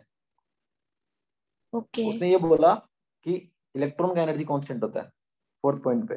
फिफ्थ में उसने ऐसे बोला कि हर एक ऑर्बिट का कुछ एनर्जी होगा, हर एक ऑर्बिट का कुछ अमाउंट, हर एक ऑर्बिट है ना उसका कुछ डेफिनेट अमाउंट ऑफ एनर्जी होगा, इसलिए ऑर्बिट को आप एनर्जी लेवल भी बोल सकते हैं। पहले उसने स्टेशनरी ओके ऑर्बिट ओके बोला था। ठीक है, ओके सर। जैसे मान लो ये n इक्वल टू 1 है, इसका कुछ एनर्जी होगा। n इक्वल टू 2 है, इसका कुछ एनर्जी होगा। n इक्वल टू 3 का भी कुछ एनर्जी होगा ना, ऐसे n इक्वल टू 4 का एंड सो ऑन चलता रहेगा। ये सब एनर्जी लेवल है। ये सब क्या है, एनर्जी लेवल बोलते हैं इनको। ये बात तो समझ में आ गई। पहली बात ध्यान से सुनना, जो फर्स्ट शेल है ना, जिसको जो n इक्वल टू 1 है उसको फर्स्ट शेल बोलते हैं, 2 को सेकंड शेल बोलते हैं, 3 को थर्ड शेल बोलेंगे, 4 को फोर्थ शेल बोलेंगे। जो फर्स्ट शेल है उसको कैपिटल के से भी रिप्रेजेंट करते हैं, सेकंड वाले को कैपिटल एल, फिर कैपिटल एम, फिर कैपिटल एन, कैपिटल लेटर की बात कर रहा हूँ, चलता रहेगा, K L M N O P Q चलता रहेगा, शेल है ये। अगर किसी ने बोल दिया कि कैपिटल एम, मतलब बाय डिफॉल्ट पता होना चाहिए कि थर्ड शेल की बात कर रहे हैं, n इक्वल टू 3 की बात कर रहे हैं। ठीक है, चलिए ये क्लियर हो गया। अब एक मजेदार पॉइंट, पॉइंट नंबर 6। उसने बोला कि यार ये मान लो ये एक एनर्जी लेवल है, कुछ तो एनर्जी लेवल है ये, और ये दूसरा एनर्जी लेवल है, n1 मान लो, इसको n2 मान लो। एनर्जी लेवल तो समझ में आ गया क्या होता है, तो अब एनर्जी लेवल वर्ड यूज कर सकता हूं मैं। मान लो पहले इलेक्ट्रॉन यहाँ पे है, n1 लोअर एनर्जी लेवल है, लोअर मतलब जो न्यूक्लियस के पास में है, जैसे मान लो के न्यूक्लियस के पास में है, n न्यूक्लियस से बहुत दूर है, तो k को लोअर एनर्जी लेवल बोल सकते हैं क्योंकि वो न्यूक्लियस के पास में, n को हायर एनर्जी लेवल बोलेंगे। तो मैंने मान लिया कि इलेक्ट्रॉन अभी n1 में है और n1 is lower energy level. Electron जाना चाहता है, इलेक्ट्रॉन एक्चुअली में जाना चाहता है n2 में। अब आप मान लो n1 का एनर्जी है 5 इलेक्ट्रॉन वोल्ट और n2 का है 10 इलेक्ट्रॉन वोल्ट। फॉर एग्जांपल मान लो, एक्चुअली में पता नहीं, फॉर एग्जांपल मान लो, तो पहले इलेक्ट्रॉन n1 में है, मतलब इलेक्ट्रॉन का एनर्जी कितना है, 5 इलेक्ट्रॉन वोल्ट। बताया ना मैंने, इलेक्ट्रॉन का एनर्जी एक ऑर्बिट में कांस्टेंट होता है, कितना होगा, 5 इलेक्ट्रॉन वोल्ट। अगर इलेक्ट्रॉन n2 में घूमना चाहता है, अगर इलेक्ट्रॉन चाहता है कि मैं जहाँ पे घूमूं थोड़ी देर, तो इलेक्ट्रॉन का एनर्जी 10 इलेक्ट्रॉन वोल्ट होना चाहिए, तभी जाएगा वो, नहीं तो नहीं जा पाएगा। अभी 10 कैसे हो जाएगा 5 से, 5 से 10 कैसे हो जाएगा अपने आप, आपको देना पड़ेगा उसको एनर्जी थोड़ा बहुत ना, देना पड़ेगा ना, आप थोड़ा बहुत एनर्जी दो उसको, कितना दोगे, 5 इलेक्ट्रॉन वोल्ट एनर्जी दोगे उसको, तो इलेक्ट्रॉन एनर्जी गेन करके ऊपर जाएगा, जाएगा ना। इलेक्ट्रॉन एनर्जी गेन करके लोअर से हायर एनर्जी लेवल पे जाता है, ये बात बतानी है मुझे बस। इलेक्ट्रॉन लोअर एनर्जी लेवल से हायर एनर्जी लेवल पे जाता है एनर्जी एब्जॉर्ब करके। सर किधर से अब्सॉर्ब करता है वो एनर्जी? वो हम देंगे ना बेटा, हम देंगे इन द फॉर्म ऑफ रेडिएशन या जो भी है ना, हम देंगे वो एनर्जी। लाइट एनर्जी हो सकता है, कोई सा भी एनर्जी है, कोई लाइट सोर्स है, मान लीजिए वहां से रेडिएशन निकल रहा है, वो रेडिएशन ही एक एनर्जी है उसके लिए, है ना। तो वो एनर्जी एब्जॉर्ब करके इलेक्ट्रॉन लोअर से हायर पे जाएगा। yes, और जब हाई से लो पे आएगा तब इमिट करेगा। yes, तो लो से हाई पे गया मतलब एब्जॉर्ब किया, और ऊपर से नीचे आया मतलब इमिट किया। ये बात भी समझ में आ गई। एक बात मुझे बताओ, आपको कैसे पता चला कि 5 इलेक्ट्रॉन वोल्ट ही देना है उसे एनर्जी? क्योंकि सर दोनों का डिफरेंस 10 और 5 का डिफरेंस 5 है, जितना डिफरेंस है उतना ही एनर्जी देना पड़ेगा। सर ऊपर जाते समय अब्सॉर्ब कैसे करेगा? बेटा वही तो मैं बोल रहा हूँ ना, इट इज लाइक सिंपल यार। आप पहले इस वाले रूम में हो, इसका चार्जेस इतना है 5 इलेक्ट्रॉन वोल्ट, आपको दूसरे किसी एक्सपेंसिव रूम में जाना है, वहां पे उसका चार्जेस 10 इलेक्ट्रॉन वोल्ट है, पैसा चाहिए, कहीं से लेना पड़ेगा ना। हाँ हाँ हाँ सर, सिंपल सी बात है, ऐसे समझ में आता है हमको, एनर्जी के टर्म में नहीं आता। ठीक है, अभी क्लियर हो गया। तो सिंपल सी बात है, अब करना क्या है कि कितना पैसा चाहिए। ऑब्वियस सी बात है सर, अभी मैं मान लीजिए जिस रूम में हो, जो दूसरे रूम में मुझे जाना है, दोनों के बीच में कितना प्राइस का डिफरेंस है, उतना ही तो पैसा चाहिए मेरे को, उतना ही पैसा चाहिए। तो कितना आपको एनर्जी चाहिए डेल्टा ई, वो डिपेंड करेगा कि कितना डिफरेंस है energy of n2 minus energy of n1। 2 minus 1 क्यों किया? हमेशा हायर में से लोअर करते हैं, ज्यादा में से कम माइनस करते हैं। 10 में से 5 माइनस करेंगे ना, ई n2 माइनस ई n1 किया, वो डेल्टा ई है। क्या delta E basically 5 electron volt ये वाला एनर्जी है जो आप दे रहे हो in the form of wave या in the form of radiation? या क्या मैं डेल्टा ई को बोल सकता हूँ it is basically energy of quanta? एक फोटोन मान लो यार, फोटोन का एनर्जी मान लो, एक फोटोन आपने दिया, मान लो एक फोटोन दिया, इलेक्ट्रॉन नीचे से थोड़ा ऊपर चला गया, तो वो फोटोन का एनर्जी ही क्या होगा, जितना डिफरेंस है एनर्जी शेल के बीच में उसके इक्वल होगा। और फोटोन का एनर्जी क्या होता है सब जानते हैं, hc/λ, यस राइट, ये तो हम जानते हैं ना। Yes sir. चलिए ठीक है, ये सब थे पोस्टुलेट्स। आई थिंक सर ये इलेक्ट्रॉन एनर्जी कहाँ से गेन कर रहा है वो आप थ्योरी में समझा सकते हो मतलब? वही तो मैं बोल रहा हूँ ना बेटा, जैसे जैसे नहीं होता कि यार सोलर सोलर पैनल नहीं होता कि आपने नहीं देखेगा, हाँ हाँ देखा जो हूँ। सोडियम प्लेट्स होती है उसमें जो इलेक्ट्रॉन होते हैं ना सोडियम में, वो एनर्जी गेन यस करते हैं कहाँ से, लाइट, सन। फोटॉन से। सन से जो रेडिएशन आ रहा है वो रेडिएशन ही तो एनर्जी है उसके लिए, उसी को तो गेन कर रहा है इलेक्ट्रॉन, और गेन करके लो से हाई एनर्जी लेवल पे चला जाता है। ठीक है, ओके लो सर। से हाई पे जाता है, लो से हाई पे गया गेन करके, but electron higher energy level पे ज्यादा देर तक नहीं रहता, क्योंकि हायर एनर्जी लेवल पे स्टेबल नहीं है वो। तो हायर एनर्जी लेवल पे ज्यादा देर नहीं रहेगा मतलब वापस से नीचे आएगा। तो जब ऊपर से नीचे आएगा तो कुछ ना कुछ रेडिएशन इमिट करेगा ना। यस बस, तो जब वो ऊपर से नीचे आता है तो रेडिएशन इमिट करता है, एनर्जी इमिट करता है, वही एनर्जी है, वही एनर्जी हम यूज करते हैं, इलेक्ट्रिसिटी। इलेक्ट्रिसिटी। यस एग्जैक्टली ये है। तो ये जो एनर्जी एब्जॉर्ब कर रहा है वो कोई भी हो सकता है, कोई सा भी एनर्जी हो सकता है। सिंपल सा एग्जांपल लेके चलिए, लाइट एनर्जी मान लो या फोटोन मान लो। ठीक है, चलिए यस सभी पोस्टुलेट्स हो गए, स्क्रीनशॉट ले लिया होगा। सर एक बार आप प्रीवियस स्लाइड पे जा सकते हो, बस एक चीज चेक करनी थी। ठीक है,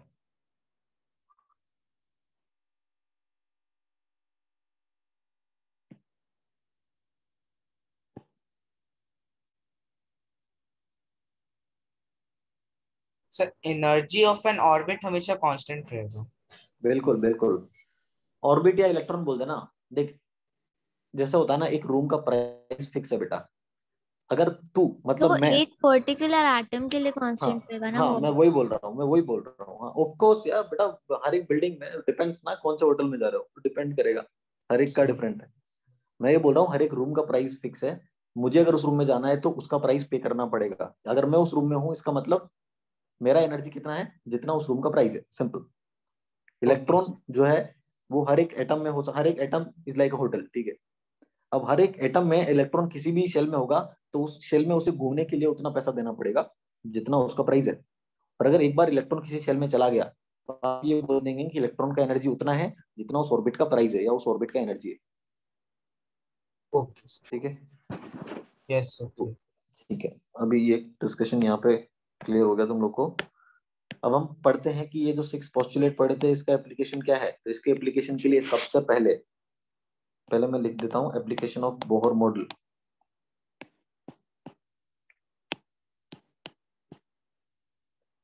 सबसे पहले हम डिराइव करेंगे एक formula for radius of various orbit. Orbit बोलिए या शेल बोलिए या एनर्जी लेवल बोलिए, जो मर्जी बोलिए, फर्क नहीं पड़ता। चलिए अब क्या करें, सबसे पहले तो दो ही तो फॉर्मूले हमारे पास, वही यूज कर सकते हैं हम। कौन कौन से फॉर्मूले हैं सर? एक फॉर्मूला तो फोर्स बैलेंस वाला था, K Z E square upon R square is equals to M V square upon R. और दूसरा फॉर्मूला था sir M V R is equals to N H upon 2 pi. ये तो Bohr के postulate में ही था। ठीक है, तो करना क्या है बेटा, यहां से वेलोसिटी निकालो। वेलोसिटी का फॉर्मूला क्या आएगा, एन एच अपॉन 2 पाई m r। आ जाएगा, आ गया ना। और इस वेलोसिटी को देखो, ये पहला इक्वेशन था, इक्वेशन 2। इक्वेशन 2 से वेलोसिटी निकाला और इक्वेशन 1 में पुट कर दिया। इक्वेशन 1 में क्या हो जाएगा, के Z E square divide bye, अच्छा एक आर कैंसिल कर दो तो सिर्फ लेफ्ट में आर बचेगा, राइट में सिर्फ एम वी स्क्वायर बचेगा। वी की जगह रख दो एन एच अपॉन 2 पाई m r का स्क्वायर। अभी बहुत बड़ा सा कुछ फॉर्मूला बनेगा, लिखते हैं क्या बनेगा, K Z E square upon R is equals to M N square H square divide by 4 pi square m square r square. फिर से एक आर उड़ा दो। तो अब मैं सिर्फ लिख रहा हूँ कि आर इक्वल टू कितना हुआ, डायरेक्टली लिख रहा हूँ, आप लोग चेक करना कि कैसा सही लिख रहे हैं। R is equals to N square H square divide by 4 pi square m into K Z E square. देखो आराम से देखो कि क्या सही लिखा है सर ने। हाँ सर सर सही ऊपर है। का m किधर गया? कैंसिल हो गया ना बेटा, नीचे एम नीचे स्क्वायर था। कैंसिल हो गया। Okay okay. अब मुझे बताओ कि इसमें कौन कौन कांस्टेंट है? एच कांस्टेंट है, यस। पाई कांस्टेंट है, z भी कांस्टेंट। जेड बेटा नहीं, जेड तो डिपेंड करेगा ना कि कौन से एटम की बात कर रहा है। ए कांस्टेंट है। के हाँ, सर के। हाँ के कांस्टेंट है, एम भी कांस्टेंट है ना बेटा, मास ऑफ इलेक्ट्रॉन। हम इलेक्ट्रॉन की तो बात हाँ कर रहे हैं, है ना। मास ऑफ इलेक्ट्रॉन कांस्टेंट है, ई भी कांस्टेंट है, ई है चार्ज ऑफ इलेक्ट्रॉन। ये सब क्या है? कांस्टेंट है। तो अगर ये सब कांस्टेंट है तो सर इन सबका वैल्यू रख के सॉल्व भी कर दो, जो वेरिएबल है उसी को रहने दो। तो हमने क्या किया? सॉल्व किया तो वेरिएबल क्या है? पहले तो वेरिएबल लिखो, वेरिएबल है N square by Z. N और जेड वेरिएबल है। एन मतलब कि कौन से शेल का रेडियस निकालना है, और जेड मतलब कौन से एटम में निकालना है। ये दो ही बातों पे तो सर वो डिपेंड करेगा ना। h के बाजू में आप कौन सा कांस्टेंट है? पाई, पाई बेटा, ओके। पाई है वो, ठीक है। तो यहाँ पे वैल्यू आता है बेटा ये 0.529 into N square by Z, और ये यूनिट आएगा एंगस्ट्रॉम। एंगस्ट्रॉम में रेडियस मिलेगा 0.529 into N square by Z. हाँ यहाँ से बोल सकते हैं एन का वैल्यू बढ़ेगा तो रेडियस बढ़ेगा, और जेड का वैल्यू बढ़ेगा तो रेडियस कम होगा। ठीक है, एक मिनट, पेंसिल वापस से डिस्चार्ज हो गया। ये इतना समझ आया कि नहीं बताओ? इतना समझ आया सर कि नहीं? आपको हाँ सर। 0.529 कैसे मिला? बेटा वही तो मैं बोल रहा हूँ कि जो भी कांस्टेंट थे ना, देखो यार 4-5 कांस्टेंट थे, हर एक कांस्टेंट का वैल्यू पता है हमें, तो उन सब का वैल्यूज रख दो ना, उन सब का वैल्यूज रख के सॉल्व करो। देखो जैसा होता है ना, आप क्वेश्चन सॉल्व करते हैं, मान लो क्वेश्चन के बीच में 5 into 3 बना, तो क्या उसको 5 into 3 लिखते रहोगे क्या हर बार? उसको 50 लिखोगे ना तुम लोग सॉल्व करके। तो वही किया मैंने कि 5 कांस्टेंट थे, हर एक कांस्टेंट का वैल्यू मुझे पता है, उनको लिखने से अच्छा है कि उनके जो भी वैल्यूज है उन सबको मल्टीप्लाई करके जो भी है सॉल्व करके बता दो फाइनली क्या आएगा। तो मैंने सॉल्व करके फाइनली बता दिया कि 0.529 आएगा, खत्म। ठीक है, तो रेडियस हो गया 0.529 into N square by Z, जहां पे एन क्या है? तो ये पूरा चीज लिखे। देखो आपको वो आर वाला फॉर्मूला सिर्फ ये याद रखना है, 0.529 into N square by Z याद रखना है, ऊपर क्या फॉर्मूला था वो याद रखने की जरूरत नहीं। ठीक है, ठीक है,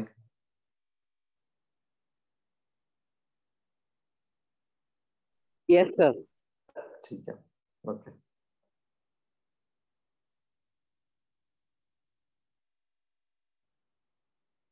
तो इस फॉर्मूले में एन का वैल्यू बढ़ेगा तो आर बढ़ेगा, और जेड का वैल्यू बढ़ेगा तो आर कम होगा, ये तो पता ही है हमें। एक मिनट, इधर ये इधर लिखना पड़ेगा कि जेड का वैल्यू बढ़ेगा तो आर का वैल्यू कम होगा। क्या है जेड, क्या है एन, क्या है पता है ये हमें। एन है शेल नंबर, कौन से शेल की बात कर रहे हो, और जेड है एटॉमिक नंबर, कौन से एटम की बात कर रहे हो। ठीक है, ओके। तो रेडियस ऑफ ऑर्बिट का फॉर्मूला समझ में आ गया। एक बात सुनो ध्यान से, मैं बता रहा हूँ, ये जो वेलोसिटी का फॉर्मूला आपने निकाला था NH/2πmr, आप रेडियस ऑफ ऑर्बिट निकाल चुके हो। दूसरा हम डेरिवेशन पढ़ेंगे वेलोसिटी कैसे निकालना है, कि इलेक्ट्रॉन जो इस भी ऑर्बिट में रिवॉल्व कर रहा है, पता तो चले क्या स्पीड है उसका, क्या वेलोसिटी है उसका। तो देखो ये वेलोसिटी का फॉर्मूला बेटा रेडियस पे डिपेंड कर रहा है, तो रेडियस का फॉर्मूला तो निकाल चुके हो, तो जो भी रेडियस का फॉर्मूला निकाला वो इसमें रख दो, आर की जगह वो वैल्यू रख दो, वेलोसिटी भी मिल जाएगा। तो अब हम वही करने वाले हैं, अब हम करने वाले हैं वेलोसिटी ऑफ इलेक्ट्रॉन की बात करने वाले हैं। तो ये दूसरा एप्लीकेशन है ना? एग्जैक्टली, वेलोसिटी ऑफ इलेक्ट्रॉन ये दूसरा फॉर्मूला है, ऐसा समझिए। और जिसमें आपको पता है कि वेलोसिटी इक्वल्स टू था NH/2πmr, आर की जगह क्या रख दोगे, पूरा फॉर्मूला।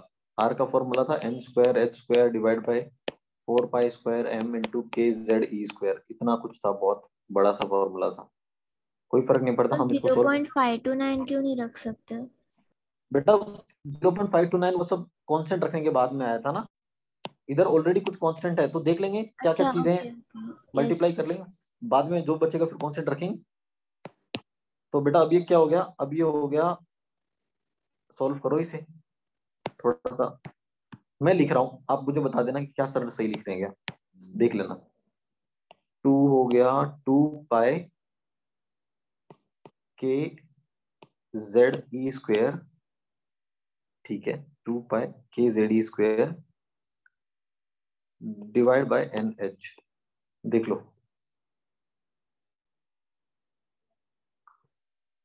आराम से देखो क्या सही है क्या। हाँ सर सही है। ठीक है, यहाँ पे कौन कौन वेरिएबल है, z और n ही वेरिएबल होता है हमेशा, बाकी तो कांस्टेंट है, तो जो कांस्टेंट उसको मल्टीप्लाई करते हो फिर से वही 2.18 इंटू 10 की power 6 into z by n metre पर सेकेंड, ये वेलोसिटी का फॉर्मूला है।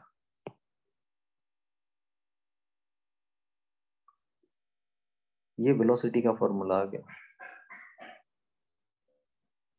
ठीक है, यस तो सर। एन क्लियर है। सर, तो नंबर ऑफ शेल्स बढ़ेंगे तो वेलोसिटी कम होगा। बिल्कुल बिल्कुल सही बात है, अगर अगर n बढ़ेगा तो वेलोसिटी कम होगा, और अगर z बढ़ेगा तो वेलोसिटी बढ़ेगा। सर तो एटॉमिक नंबर जो दूसरे इलेक्ट्रॉन्स होंगे उसमें वो रिपेल करेंगे, तो उसको हम केस नहीं लेते ना, हम सिर्फ एक इलेक्ट्रॉन बेटा रिपल्शन है ही नहीं ना, Bohr's model is only for single electron species, repulsion का लॉजिक ही खत्म है, यहाँ पे है ही नहीं, बात ही नहीं करते उसकी। तो जो बोहर का जो मॉडल है इसका सर जो पर एप्लीकेशन आप बिगर शेल के साथ सिर्फ सर्कमफ्रेंस बढ़ता है सर, वेलोसिटी तो कांस्टेंट होना चाहिए। क्यों कांस्टेंट होगा बेटा, ऑर्बिट बड़ा होगा तो वेलोसिटी सेम होगा तो स्लो हो जाएगा ना सर। बेटा ऑर्बिट बड़ा होगा मतलब अब ज्यादा डिस्टेंस कवर करना है, ज्यादा सरकमफेरेंस ज्यादा होगा, टाइम ज्यादा लगेगा। It is like S equal to UT वाले फॉर्मूले में अगर डिस्टेंस चेंज कर दिया तो या तो टाइम चेंज होगा या वेलोसिटी, या हो सकता है दोनों चेंज हो, राइट। वेलोसिटी कांस्टेंट क्यों नहीं रहेगा, वही नहीं समझ पा रहा, क्योंकि वो शेल तो बस सर्कमफ्रेंस बढ़ेगा ना उसमें। बेटा वेलोसिटी कांस्टेंट है, इसका क्या मतलब है, इसका मतलब ये हुआ कि मान ले वेलोसिटी थोड़ी देर के लिए 5 मीटर पर सेकंड है, जो कि बहुत ज्यादा इतना होगा नहीं, इसका मतलब 1 सेकंड में 5 मीटर चलेगा वो, ये यस बोलना चाह रहा है। हाँ? यस। तो तेरे हिसाब से मतलब ये हो गया कि जो ये शेल है, मान लीजिए ये फर्स्ट शेल है, ये सेकंड शेल है, हर एक शेल को कवर करने में कितना टाइम लगेगा, हमें पता है sir S equal to UT होता है, distance equal to velocity into time. तो तेरे हिसाब से ये हो गया कि सर अगर डिस्टेंस चेंज हो रहा है तो सिर्फ टाइम चेंज होगा, ऐसा जरूरी तो नहीं है ना, क्योंकि डिस्टेंस दोनों पैरामीटर पे डिपेंड कर रहा है ना, वेलोसिटी एंड टाइम पे। अब ओके सर। आपने ऑर्बिट चेंज किया तो सरकमफेरेंस चेंज हुआ, मतलब distance covered by electron change होगा। अब distance covered by electron change होगा तो हम तो पॉसिबिलिटी लेके चलेंगे ना कि वेलोसिटी और टाइम दोनों चेंज होना चाहिए। और वेलोसिटी का हमने बेटा डेरिवेशन देखा ना, डेरिवेशन में हमें पता चला कि velocity depends on Z and N, it depends on N, N पे डिपेंड कर रहा है, मतलब शेल नंबर पे डिपेंड कर रहा है, शेल वेरी चेंज करेगा तो वेलोसिटी चेंज होगा ही होगा, ओके सर। ठीक है। आई थिंक ये यहाँ पे क्लियर है, वेलोसिटी का फॉर्मूला भी बात करेंगे, क्वेश्चन सॉल्व करेंगे तब थोड़े, अभी के लिए इतना समझ आ रहा है। सर 2.18 इंटू 10⁶ सारे कांस्टेंट को मल्टीप्लाई करने के बाद वैल्यू आएगा। एग्जैक्टली सभी को, कौन कौन से कांस्टेंट ये बता पहले। के 2 स्क्वायर। पाई के स्क्वायर अपॉन एच, इसका वैल्यू आया 2.18 इंटू 10⁶।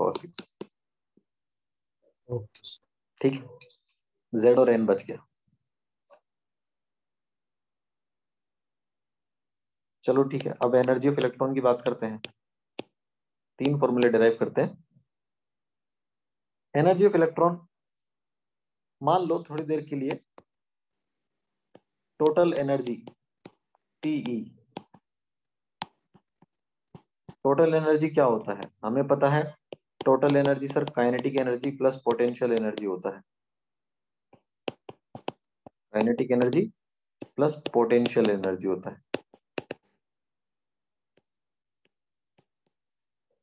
अब काइनेटिक एनर्जी कैसे निकाले, पोटेंशियल एनर्जी कैसे निकाले, उसकी बात करेंगे। तो पहले तो एक बात ध्यान से सुनो कि पोटेंशियल एनर्जी का फॉर्मूला होता है माइनस के Q1 Q2 bye are.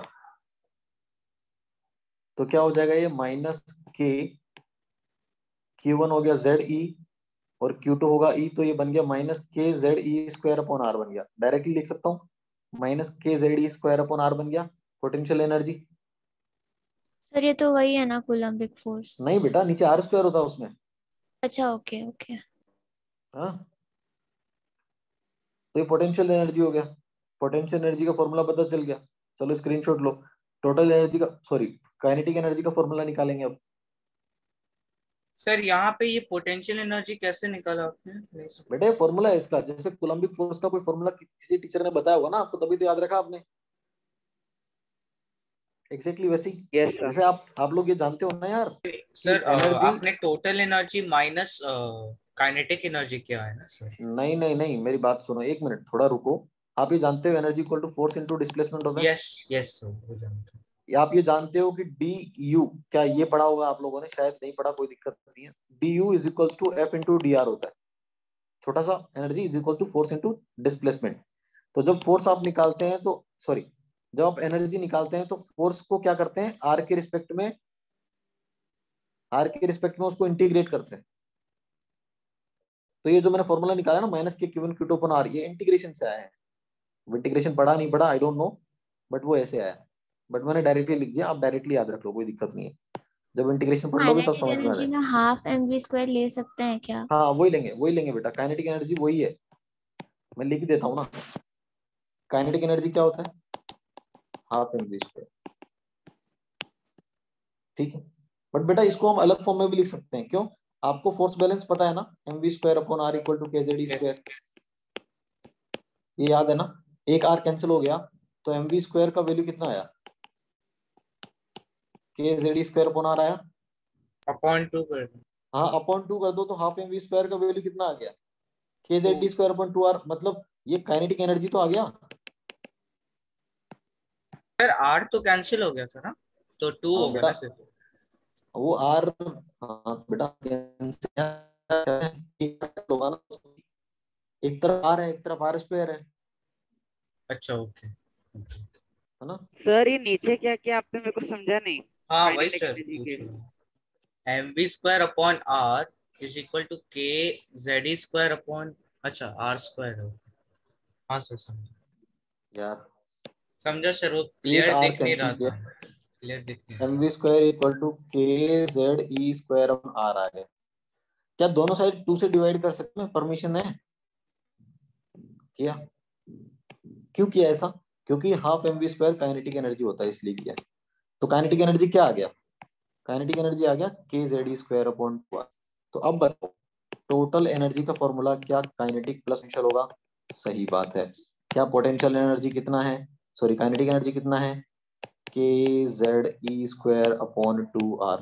Potential कितना था, चलो पीछे चलते हैं देखते हैं कितना था। बताओ कितना था, minus K Z E square upon R. Exactly रख देते हैं, minus K Z E square upon R. ठीक है, सोल्व करो।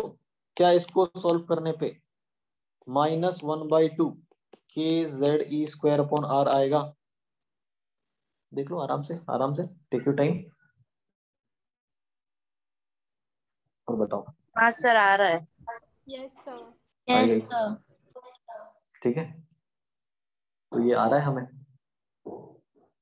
तो इसका मतलब अब देखो, अब तीनों फॉर्मूले एक साथ, टोटल काइनेटिक और पोटेंशियल, तीनों फॉर्मूले आप नोटबुक में एक साथ लिख दो और तीनों को देखो, देखने में बहुत बढ़िया लग रहे हैं। तीनों एकदम ऐसा लग रहे हैं कि सेम ही है, बस कांस्टेंट का वैल्यू चेंज हो रहा है। टोटल एनर्जी का फॉर्मूला आया -1/2 K Z E square upon R. थोड़ी देर के लिए मुझे बताओ, आपको स्क्रीन पे काइनेटिक एनर्जी का फॉर्मूला दिख रहा है, टोटल का दिख रहा है, क्या रिलेशन आएगा दोनों में? टोटल और काइनेटिक एनर्जी में क्या रिलेशन है? सर बस नेगेटिव वैल्यू है वो। Exactly, total energy is equal to minus of kinetic energy लिख सकता हूँ। Yes sir. बिल्कुल, चलो ठीक है। चलो पोटेंशियल एनर्जी का फॉर्मूला क्या था? -kZe²/r। अब बताओ पोटेंशियल और टोटल में क्या रिलेशन है? पोटेंशियल और टोटल में क्या रिलेशन है? सर उसका आधा। कौन किसका आधा है? कौन किसका आधा है ये बताओ? Potential Potential energy energy total into energy half. का आधा है। नहीं, पोटेंशियल एनर्जी को 2 से डिवाइड करेंगे, पोटेंशियल एनर्जी का आधा टोटल एनर्जी। देखो यस सर। यही तो पोटेंशियल एनर्जी का आधा कर देंगे तो वो टोटल एनर्जी आ जाएगा। ये बात आ गई। ये देखो, ये एक एक्सप्रेशन आ गया या फिर एक इंफॉर्मेशन आ गई जो याद रखनी है कि total energy is equals to minus kinetic energy. मतलब तीनों में से कोई एक पता होना चाहिए यार। कोई एक पता है ना, बाकी दो अपने आप पता चल जाएंगे। मेरा कहने का मतलब ये, अब कोई एक कौन सा पता होना चाहिए? टोटल एनर्जी पता कर लो, सबसे बढ़िया। जैसे टोटल तो एनर्जी का यही था फॉर्मूला क्या एप्लीकेशन का सर पर कंक्लूजन? मुझे अभी भी समझ में नहीं आया, आप काइनेटिक एनर्जी और पोटेंशियल एनर्जी को अलग अलग से फिर टोटल एनर्जी से कैसे इक्वेट कर रहे हो? क्योंकि जबकि बेटा टोटल एनर्जी हाँ बोल। सम है ना। हाँ तो आप सम तो है ना। हाँ, सुन, ओके। चल सुन मेरी बात सुन। अभी मान ले काइनेटिक एनर्जी 5 है और टोटल और ओके पोटेंशियल एनर्जी 15 है। ओके। टोटल एनर्जी कितना आएगा? 7.5 20 सॉरी। आएगा। 20 आएगा। वो 5 और हाँ 15 है। तो मैं नहीं बोल सकता क्या कि टोटल एनर्जी जो है काइनेटिक एनर्जी का 4 गुना है? यस सर बोल सकते हो। बोल सकता हूँ। क्या मैं ऐसा भी बोल सकता हूँ कि टोटल एनर्जी जो है पोटेंशियल एनर्जी को जब आप 3/4 4 है। बाई हाँ 3/4 यस 3/4 पक्का या 4/3? 4/3 सॉरी। हाँ 4/3 टाइम्स है। तो रिलेशन बताया ना तूने, काइनेटिक टोटल में पोटेंशियल टोटल में। वैसे ही मैंने बोला बेटा, पहले मैंने फॉर्मूला देख के टोटल और काइनेटिक में रिलेशन बनाया, अलग से अलग बना दिया। फिर मैंने ओके सर। टोटल और पोटेंशियल में रिलेशन बनाया, ऐसा बनाया। समझ गया सर समझ। फिर दोनों को एक साथ लिख दिया यार, और कुछ नहीं किया। तो यहाँ पे यही जेड है क्या एटॉमिक नंबर है ना? कंक्लूजन? हाँ हाँ हाँ, बोलिए क्या डाउट है? स्कोर क्या डाउट है? सर कंक्लूजन यही है क्या पूरे बेटा एप्लीकेशन? कंक्लूजन आएंगे, आने वाले सर एक बार कंक्लूजन पिछले भी पेज आने पे वाले। जाओ ना। एक मिनट।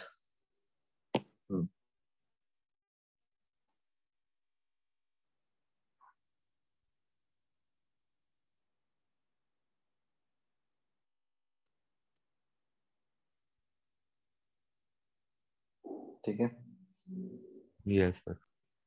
देखो, अब सुनो, थोड़ी देर शांति से सुनो। बोलना है कुछ भी नहीं है, सुनना है शांति से।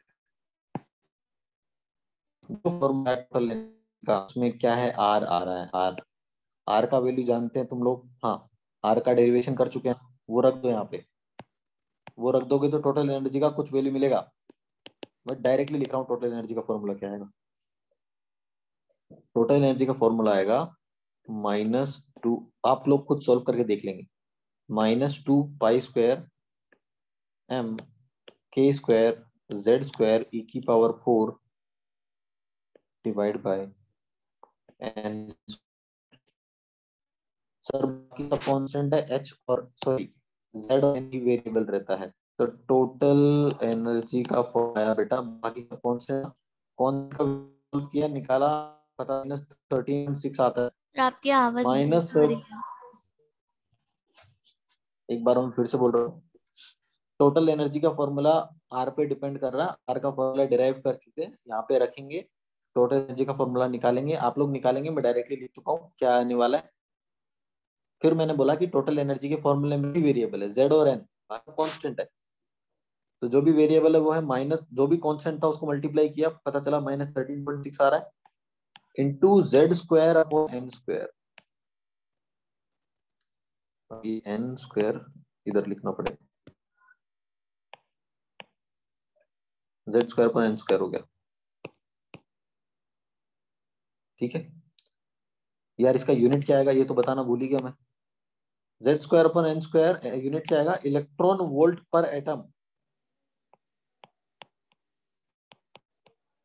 एनर्जी क्या है? इलेक्ट्रॉन वोल्ट पर एटम। जब आप z का और n का वैल्यू रखोगे तो एनर्जी आपको किस में मिलेगा? इलेक्ट्रॉन वोल्ट पर एटम में मिलेगा। सर हमें इलेक्ट्रॉन वोल्ट पर एटम में नहीं चाहिए, हमें तो जूल में चाहिए, किलो जूल में चाहिए। तो वो कन्वर्जन भी याद रखेंगे। मैं लिख देता हूँ, पहले इसका स्क्रीनशॉट लो, मैं कन्वर्जन लिखता हूँ कि 1 इलेक्ट्रॉन वोल्ट को जूल में कैसे कन्वर्ट करना है।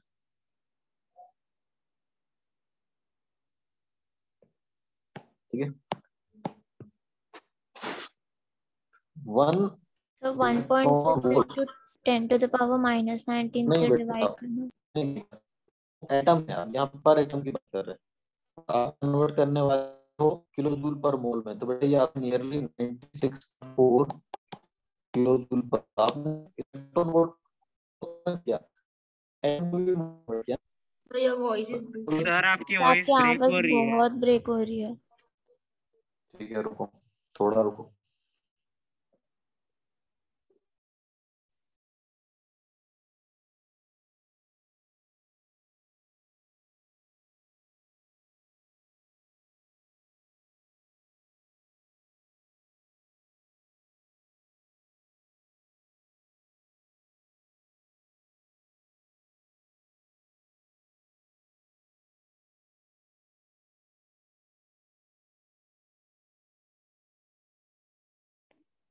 अभी ठीक है? Yes sir. Yes sir.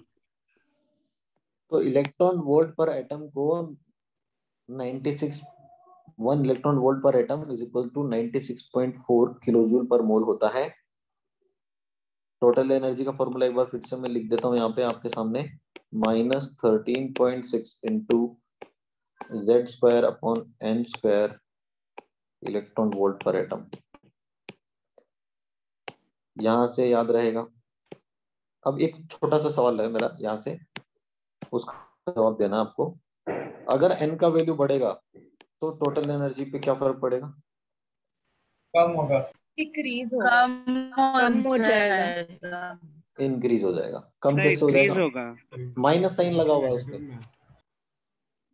फॉर्मूले में माइनस लगा हुआ है। तो कैसे इंक्रीज? अच्छा ओके, माइनस। माइनस लगा हुआ है बेटा। -2 -4 में क्या रिलेशन है?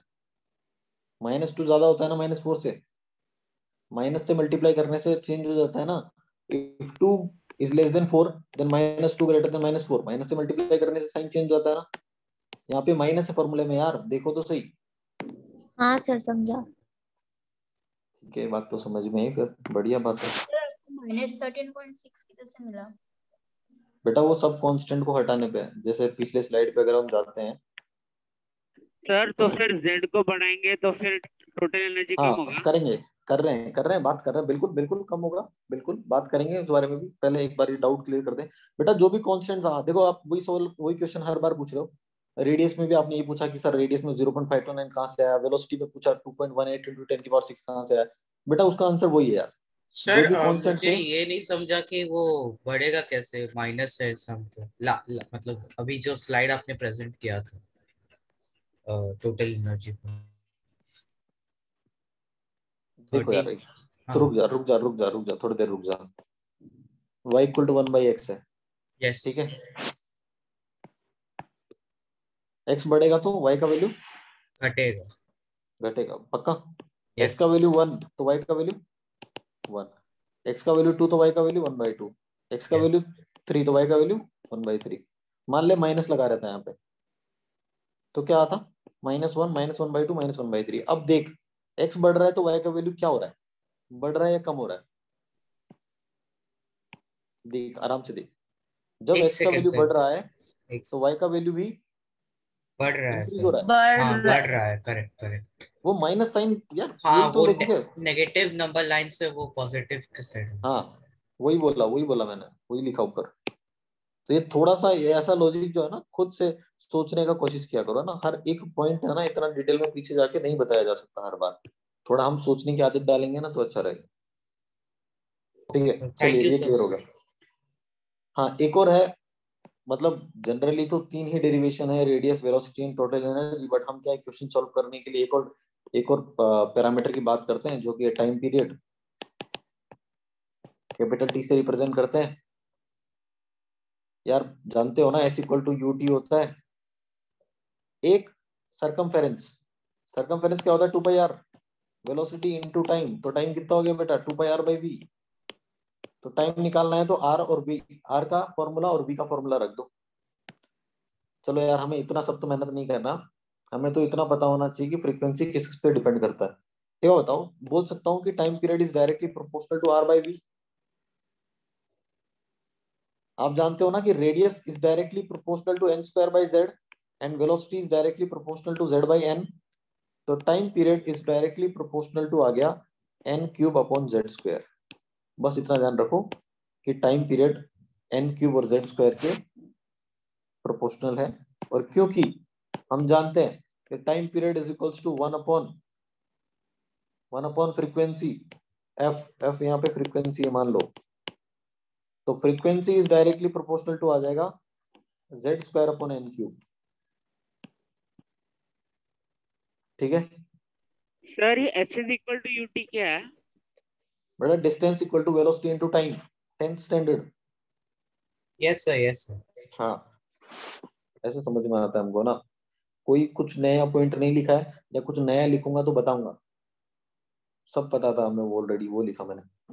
ठीक है, आई थिंक क्लियर हो रहा है यहाँ तक। सर ये क्या है, R upon V which is directly proportional to N square upon Z. एक बात बताओ, क्या रेडियस का फॉर्मूला था 0.529 into N square by Z? Yes. तो क्या radius is directly proportional to N square by Z? हाँ करेक्ट। क्या वेलोसिटी का फॉर्मूला था 2.18 इंटू 10 की power 6 into Z by N? Yes. तो क्या velocity is directly proportional to Z by N? Yes. तो इसको सॉल्व करके आप लोग यहाँ पे पहुंच जाओगे खुद से। Yes sir. बस हो गया, आगे डाउट क्लियर हो गया। ठीक है, चलिए अब मेरी बात ध्यान से सुनोगे। So f is proportional to z square by n cube है। हाँ, फ्रीक्वेंसी टाइम पीरियड का उल्टा इनवर्स हो हो गया ना सर, रेडियस। हाँ, टाइम आई मीन पीरियड का टाइम इनवर्स हो गया ना। Time period n cube by Z square था, Yes, तो sir. Frequency Z square by n cube हो जाएगा। चलो ठीक है, अब देखो क्वेश्चन जो है कैसे पूछे जाते हैं, एक क्वेश्चन सोल्व करते हैं, फिर बाकी बातें करेंगे आगे। छोटा सा क्वेश्चन सोल्व करते हैं, पहले तो आप लोग ट्राई करना। Calculate radius ratio of second orbit of hydrogen and third orbit of lithium plus 2। पहली बात तो जब भी रेशियो की बात कर रहा है तो आपको सिर्फ इतना लॉजिक ध्यान में रखना है कि sir radius is directly proportional to N square by Z. Constant से मतलब ही नहीं है, क्योंकि जब रेशियो निकालोगे तो कांस्टेंट कैंसिल हो जाएगा ना यार। तो इतना ध्यान रखना है। अब आपको पता है कि दो एटम की बात की उसने, हाइड्रोजन और लिथियम प्लस। हाँ, इसके लिए बोहर मॉडल अप्लाई कर सकते हैं। तो radius of hydrogen is directly proportional to, hydrogen के लिए कौन से शेल की बात कर रहा है वो? First shell. तो 1 का स्क्वायर डिवाइड बाय जेड कितना होगा? 1 होगा, मतलब डायरेक्टली प्रोपोर्शनल टू 1 आ गया आर एच, है ना? तो मुझे 4:3 मिल रहा है। बिल्कुल सही है। रेडियस ऑफ Li प्लस 2 कितना होगा? N square by Z. N कितना है? एन कितना बताइए? एन का वैल्यू कितना? एन का वैल्यू कितना रखोगे? 3 रखोगे, बोला उसने थर्ड ऑर्बिट क्वेश्चन में साफ। और जेड का वैल्यू लिथियम प्लस के लिए जेड कितना होता है? 3 होगा। 3 होगा, सिंपल सी बात है। सही बोल रहा हूँ मैं? Yes sir. सर, आपने रेडियस ऑफ हाइड्रोजन में n1 क्यों लिया? सेकेंड ऑर्बिट होता ही नहीं है। अरे हाँ, नहीं सॉरी, अरे सॉरी, वहां पे सेकंड लिखा हुआ है, मैंने क्वेश्चन देखा नहीं बेटा। 2 आएगा, ये तो गलती कर दी, मैंने देखा नहीं उसको। सेकंड ऑर्बिट है वो, 2 आएगा वहां पे। कैसे लिखोगे? देखो यार, सीधी सीधी बात है, लिख रहा हूँ एक ही बार में। हाइड्रोजन और लिथियम प्लस की बात कर रहा हूँ, समझ जाओगे, समझदार तो कोई। ऊपर लिखा N square by Z hydrogen के लिए, नीचे लिखा N square by Z lithium plus 2 के लिए। सॉल्व कर देते हैं यहीं पे। हाइड्रोजन के लिए एन स्क्वायर, हाइड्रोजन के लिए एन का वैल्यू 2 का वैल्यू 2 का स्क्वायर 4 बाई जेड 1, खत्म। लिथियम प्लस 2 के लिए, लिथियम प्लस 2 के लिए क्या होगा? एन का वैल्यू 3 का square divide by Z 3। Solve करो, 4/3 आ गया, खत्म। ठीक है, अब बोलो क्या डाउट है इसमें? सर हाइड्रोजन का सेकंड ऑर्बिट कैसे हुआ? बेटा इलेक्ट्रॉन नहीं होगा, ऑर्बिट जरूर होगा। अच्छा, ऑर्बिट जरूर होगा, इलेक्ट्रॉन नहीं होगा, ऐसा बोल। ठीक है। यानी अगर होता तो रेडियस कितना होता वो ना? हाँ हाँ एग्जैक्टली, होता तो रेडियस कितना होता वो निकाल सकते हैं 0.529 into N square by Z से। अगर होता, क्या बेटा होता है? हाइड्रोजन एटम का इसका मतलब ये थोड़ी है कि इलेक्ट्रॉन इलेक्ट्रॉन पहले ऑर्बिट में है तो इलेक्ट्रॉन पहले ऑर्बिट में तो एक ही ऑर्बिट होगा, दूसरा ऑर्बिट होगा ही नहीं, ये लॉजिक थोड़ी है। सर दो ऐसे ऑर्बिट हो सकते हैं हाइड्रोजन के? बिल्कुल, दो से ज्यादा होते हैं। तो मैं सर वो बताऊंगा आपको। ये डुप्लेट रूल को तोड़ रहा है ना? बेटा नहीं, क्यों क्यों तोड़ रहा है? हाइड्रोजन के मतलब ऑर्बिट है लेकिन उसके अंदर सर डुप्लेट रूल के इलेक्ट्रॉन्स अकॉर्डिंग, नहीं है। सर डुप्लेट रूल के अकॉर्डिंग जब तक पहले शेल कंप्लीट नहीं हो जाता वो हाँ हाँ अगले हाँ, शेल में कैसे तो नेक्स्ट मैंने मतलब? इलेक्ट्रॉन भरा कहाँ? मैंने दूसरे शेल में इलेक्ट्रॉन, देखो यार पहली बात, Bohr model is applicable for single electron species, तो दूसरे इलेक्ट्रॉन तीसरे इलेक्ट्रॉन की बात करना फालतू है। एक ही इलेक्ट्रॉन है और उसको पहले शेल में भरेंगे, खत्म। मैं ये बोल रहा हूँ इलेक्ट्रॉन सिर्फ एक होगा, पहले शेल में होगा हमेशा। हाँ उसको ऊपर भेज सकते हैं एनर्जी देके, उसको वापस भी हाँ बुला सकता हूँ उससे एनर्जी छीन के, मैं कुछ यस भी कर सकता हूँ। यस हाँ बट इतना पता है कि इलेक्ट्रॉन नहीं है कोई दिक्कत नहीं, बट दूसरा शेल जरूर होगा यार। शेल तो रहेगा ना, कमरे तो रहेंगे ना ओके यार, उसमें कोई हो या जाए या ना जाए फर्क नहीं पड़ता, कमरे तो रहेंगे ना। ओके शेल्स हैं, इलेक्ट्रॉन नहीं है वहां पे यार, ये बोल देंगे हम उस शेल में इलेक्ट्रॉन नहीं है सर, शेल तो रहेगा ना, थर्ड शेल भी रहेगा, फोर्थ भी रहेगा, सब शेल रहेंगे। सर ये 3 स्क्वायर अपॉन 3 को सॉल्व कैसे किया? बेटा ये बहुत सिंपल सा तरीका था, इसको सॉल्व कैसे किया? ये हो गया ऊपर 2 स्क्वायर बाई 1 4 हो गया, और ये 3 कैंसिल हो गया, यहाँ पे 3 आ गया, खत्म। 3 square is basically 9/3 is equal to 3। अब मैं क्या बताऊँ उसमें, कैलकुलेशन तो आना चाहिए बेटा सर आपको 4/3 आएगा करेक्ट? हाँ 4/3 आएगा, बात सही है।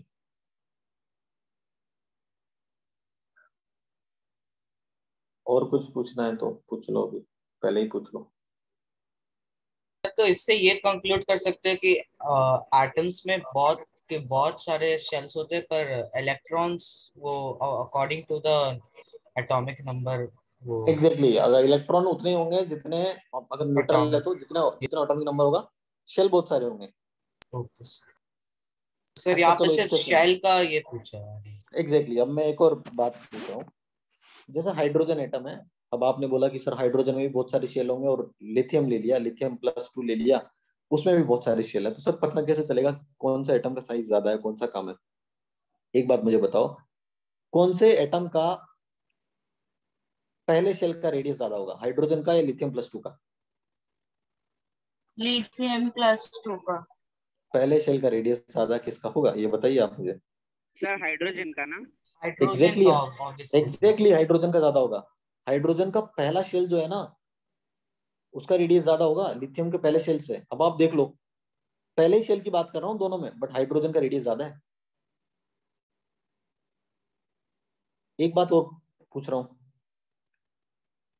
पहला शेल जितना दूर है सेंटर से, न्यूक्लियस से, और जो डिस्टेंस फर्स्ट और सेकंड शेल में है, या जो डिस्टेंस सेकंड या थर्ड शेल में है, या जो डिस्टेंस फोर्थ या थर्ड शेल में है, जो बीच में गैप आ रहा है ना शेल के बीच में, वो गैप धीरे धीरे कम होता रहेगा बेटा। सबसे ज्यादा गैप होता है सेंटर और पहले शेल में, फिर उससे कम होता है सेकंड और थर्ड शेल में, फिर होता है थर्ड और फोर्थ शेल में। वो गैप, वो जो रेडियस का डिफरेंस है ना, वो कम होते जाता है। सर ये कैसे पता चलेगा? बेटा ये सोल्व करके देखेंगे आप निकालेंगे कोई भी चार सर तो चार इवेंचुअली एक शेल होगा जो मतलब पूरा ही मिल जाएगा, लाइक हाँ नेग्लिजिबल बिल्कुल डिफरेंस बिल्कुल, ऐसा होगा। नहीं, ऐसा बोल सकते सर हैं कि एटॉमिक साइज तो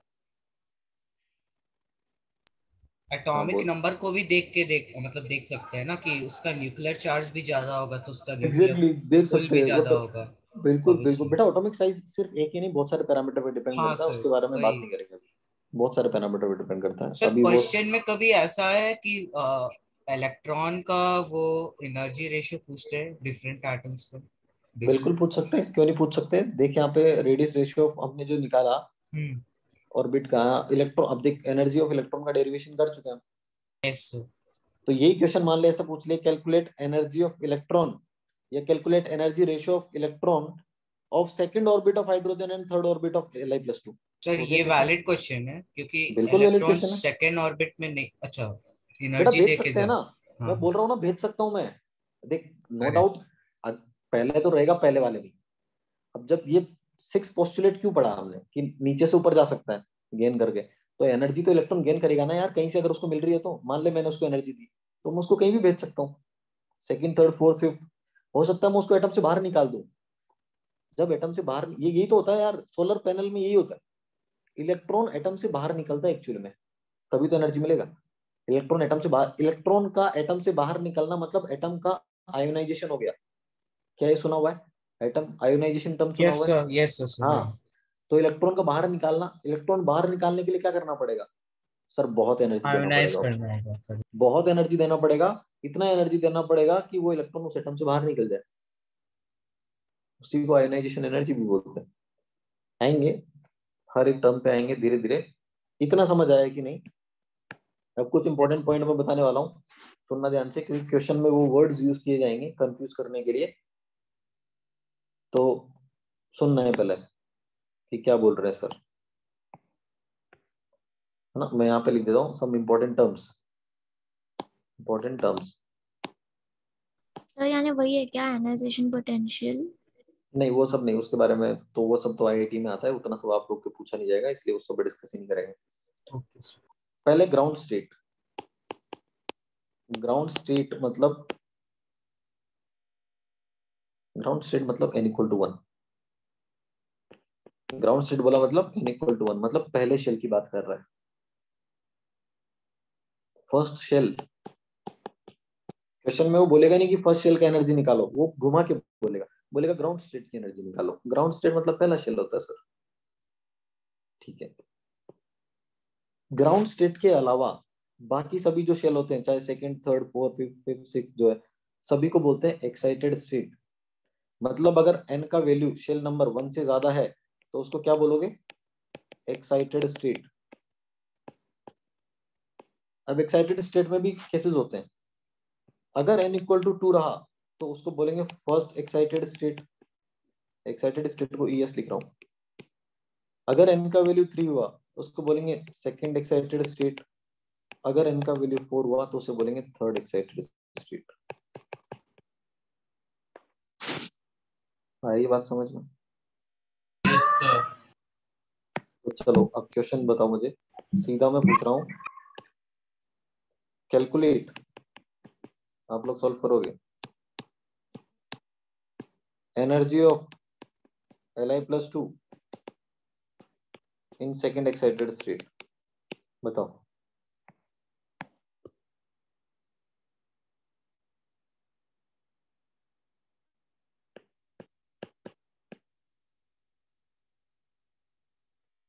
बताइए कितना होगा?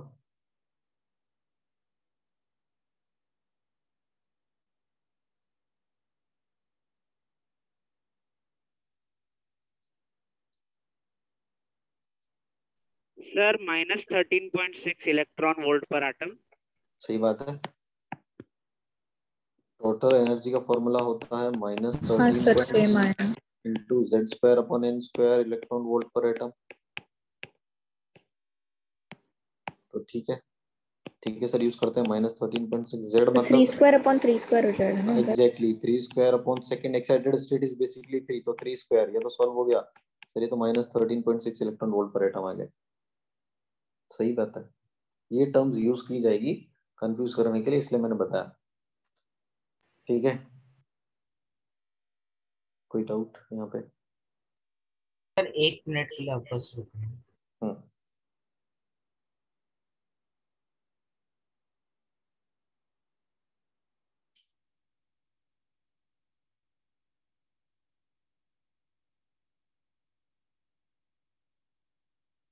अच्छा, कुछ क्वेश्चन पूछता हूँ मैं तुमसे।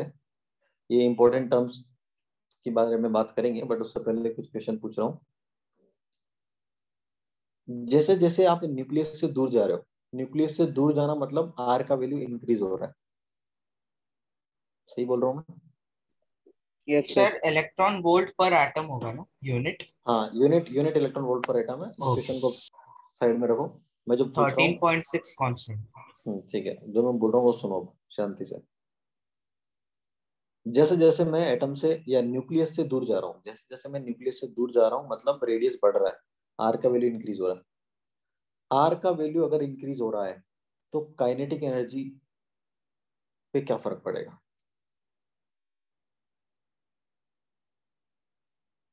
बताओ। फॉर्मूला देखो, काइनेटिक एनर्जी का लिखा होगा सर नोटबुक में। डिक्रीज होगा, डिक्रीज होगा। पक्का डिक्रीज होगा? Yes sir. पोटेंशियल एनर्जी पे क्या फर्क पड़ेगा? इंक्रीज होगा। इंक्रीज होगा सर। इंक्रीज होगा। टोटल एनर्जी पे क्या फर्क पड़ेगा? डिक्रीज होगा। डिक्रीज। डिक्रीज नहीं, इंक्रीज। इंक्रीज होगा। नेगेटिव है तो इंक्रीज। एग्जैक्टली, एक बहुत ही बढ़िया पॉइंट यहाँ से आता है Increase. कि अगर आर का वैल्यू इंक्रीज करोगे ना तुम, तो काइनेटिक एनर्जी तो डिक्रीज होगा, पोटेंशियल एनर्जी इंक्रीज होगा और टोटल एनर्जी भी इंक्रीज होगा। इसका मतलब अगर आर मतलब बहुत ज्यादा, मतलब आर टेंड्स टू इंफिनिटी, मैं एकदम सबसे बाहर वाली शेल की बात कर रहा हूँ, वहां पे काइनेटिक एनर्जी कितना होगा बेटा? डिक्रीज होते होते कितना पहुंच जाएगा? Least zero. Tends to zero. Zero. Yes. Zero से क्या, या मिनिमम, मिनिमम या मैक्सिमम, ये बताओ। मिनिमम। मिनिमम। और पोटेंशियल एनर्जी कितना होगा? बढ़ते बढ़ते कितना? अच्छा, मैक्सिमम कितना होगा? वैल्यू बताओ। इन्फिनिटी। पक्का? या इन्फिनिटी। जीरो। सर ये भी जीरो? बिल्कुल जीरो। यही तो मजे की बात है। सर कैसे? बेटा पोटेंशियल एनर्जी का फॉर्मूला देखो, आर डिनोमिनेटर में तो जीरो हो जाएगा। Z E square upon R, रख आर का वैल्यू रख इन्फिनिटी, माइनस जीरो बनेगा। हाँ, माइनस जीरो क्या होता है? तो जीरो ही होता है बेटा। ये जीरो यहाँ पे मिनिमम नहीं है, ये जीरो यहाँ पे मैक्सिमम वैल्यू है। सर मतलब जीरो यार बढ़ते बढ़ते जीरो क्या, सिर्फ जीरो ही आएगा? सर इन्फिनिटी क्यों नहीं जीरो लिख आएगा सकते infinity सर? पे। जीरो क्यों तो लिखना? मुझे समझा नहीं है, जीरो कैसे लिख- मैक्सिमम कैसे हुआ? मतलब वैल्यू पहले नेगेटिव में वही थी मैं और बोल रहा मैक्सिमम होते होते जीरो पहुंच गया। हूँ। हाँ, यही तो अच्छा, बोलना चाह रहा ओके। हूँ। जैसे वैल्यू पहले -4 था, मान लो -4 से -3 हुआ, -2 -1 पहुंचते पहुंचते जीरो हो गया, जीरो मैक्सिमम है, ये बोलना चाह रहा हूँ मैं। ओके, सो और हाई वैल्यू में पीछे से आ रहा है वो नंबर लाइन पे। एग्जैक्टली वो पीछे से आ रहा है, ऐसा सोचो। वो नेगेटिव से आ रहा है और वो आके जीरो पे रुकेगा, उससे ऊपर नहीं जाएगा। क्यों? देखो यार, ये आर का वैल्यू अगर बहुत बड़ा हुआ तो ये K Z E square upon R, ये तो जीरो हो जाएगा ना। Okay sir. तो माइनस जीरो का क्या मतलब है यार? वो जीरो ही तो हुआ, और तो क्या है? जीरो। टोटल एनर्जी कितना होगा? Zero max. बिल्कुल, और वो मैक्सिमम होगा। Yes sir. चलो ये बात भी समझ में आ गई है ना, ये मजेदार था डिस्कशन। दूसरा सुनो,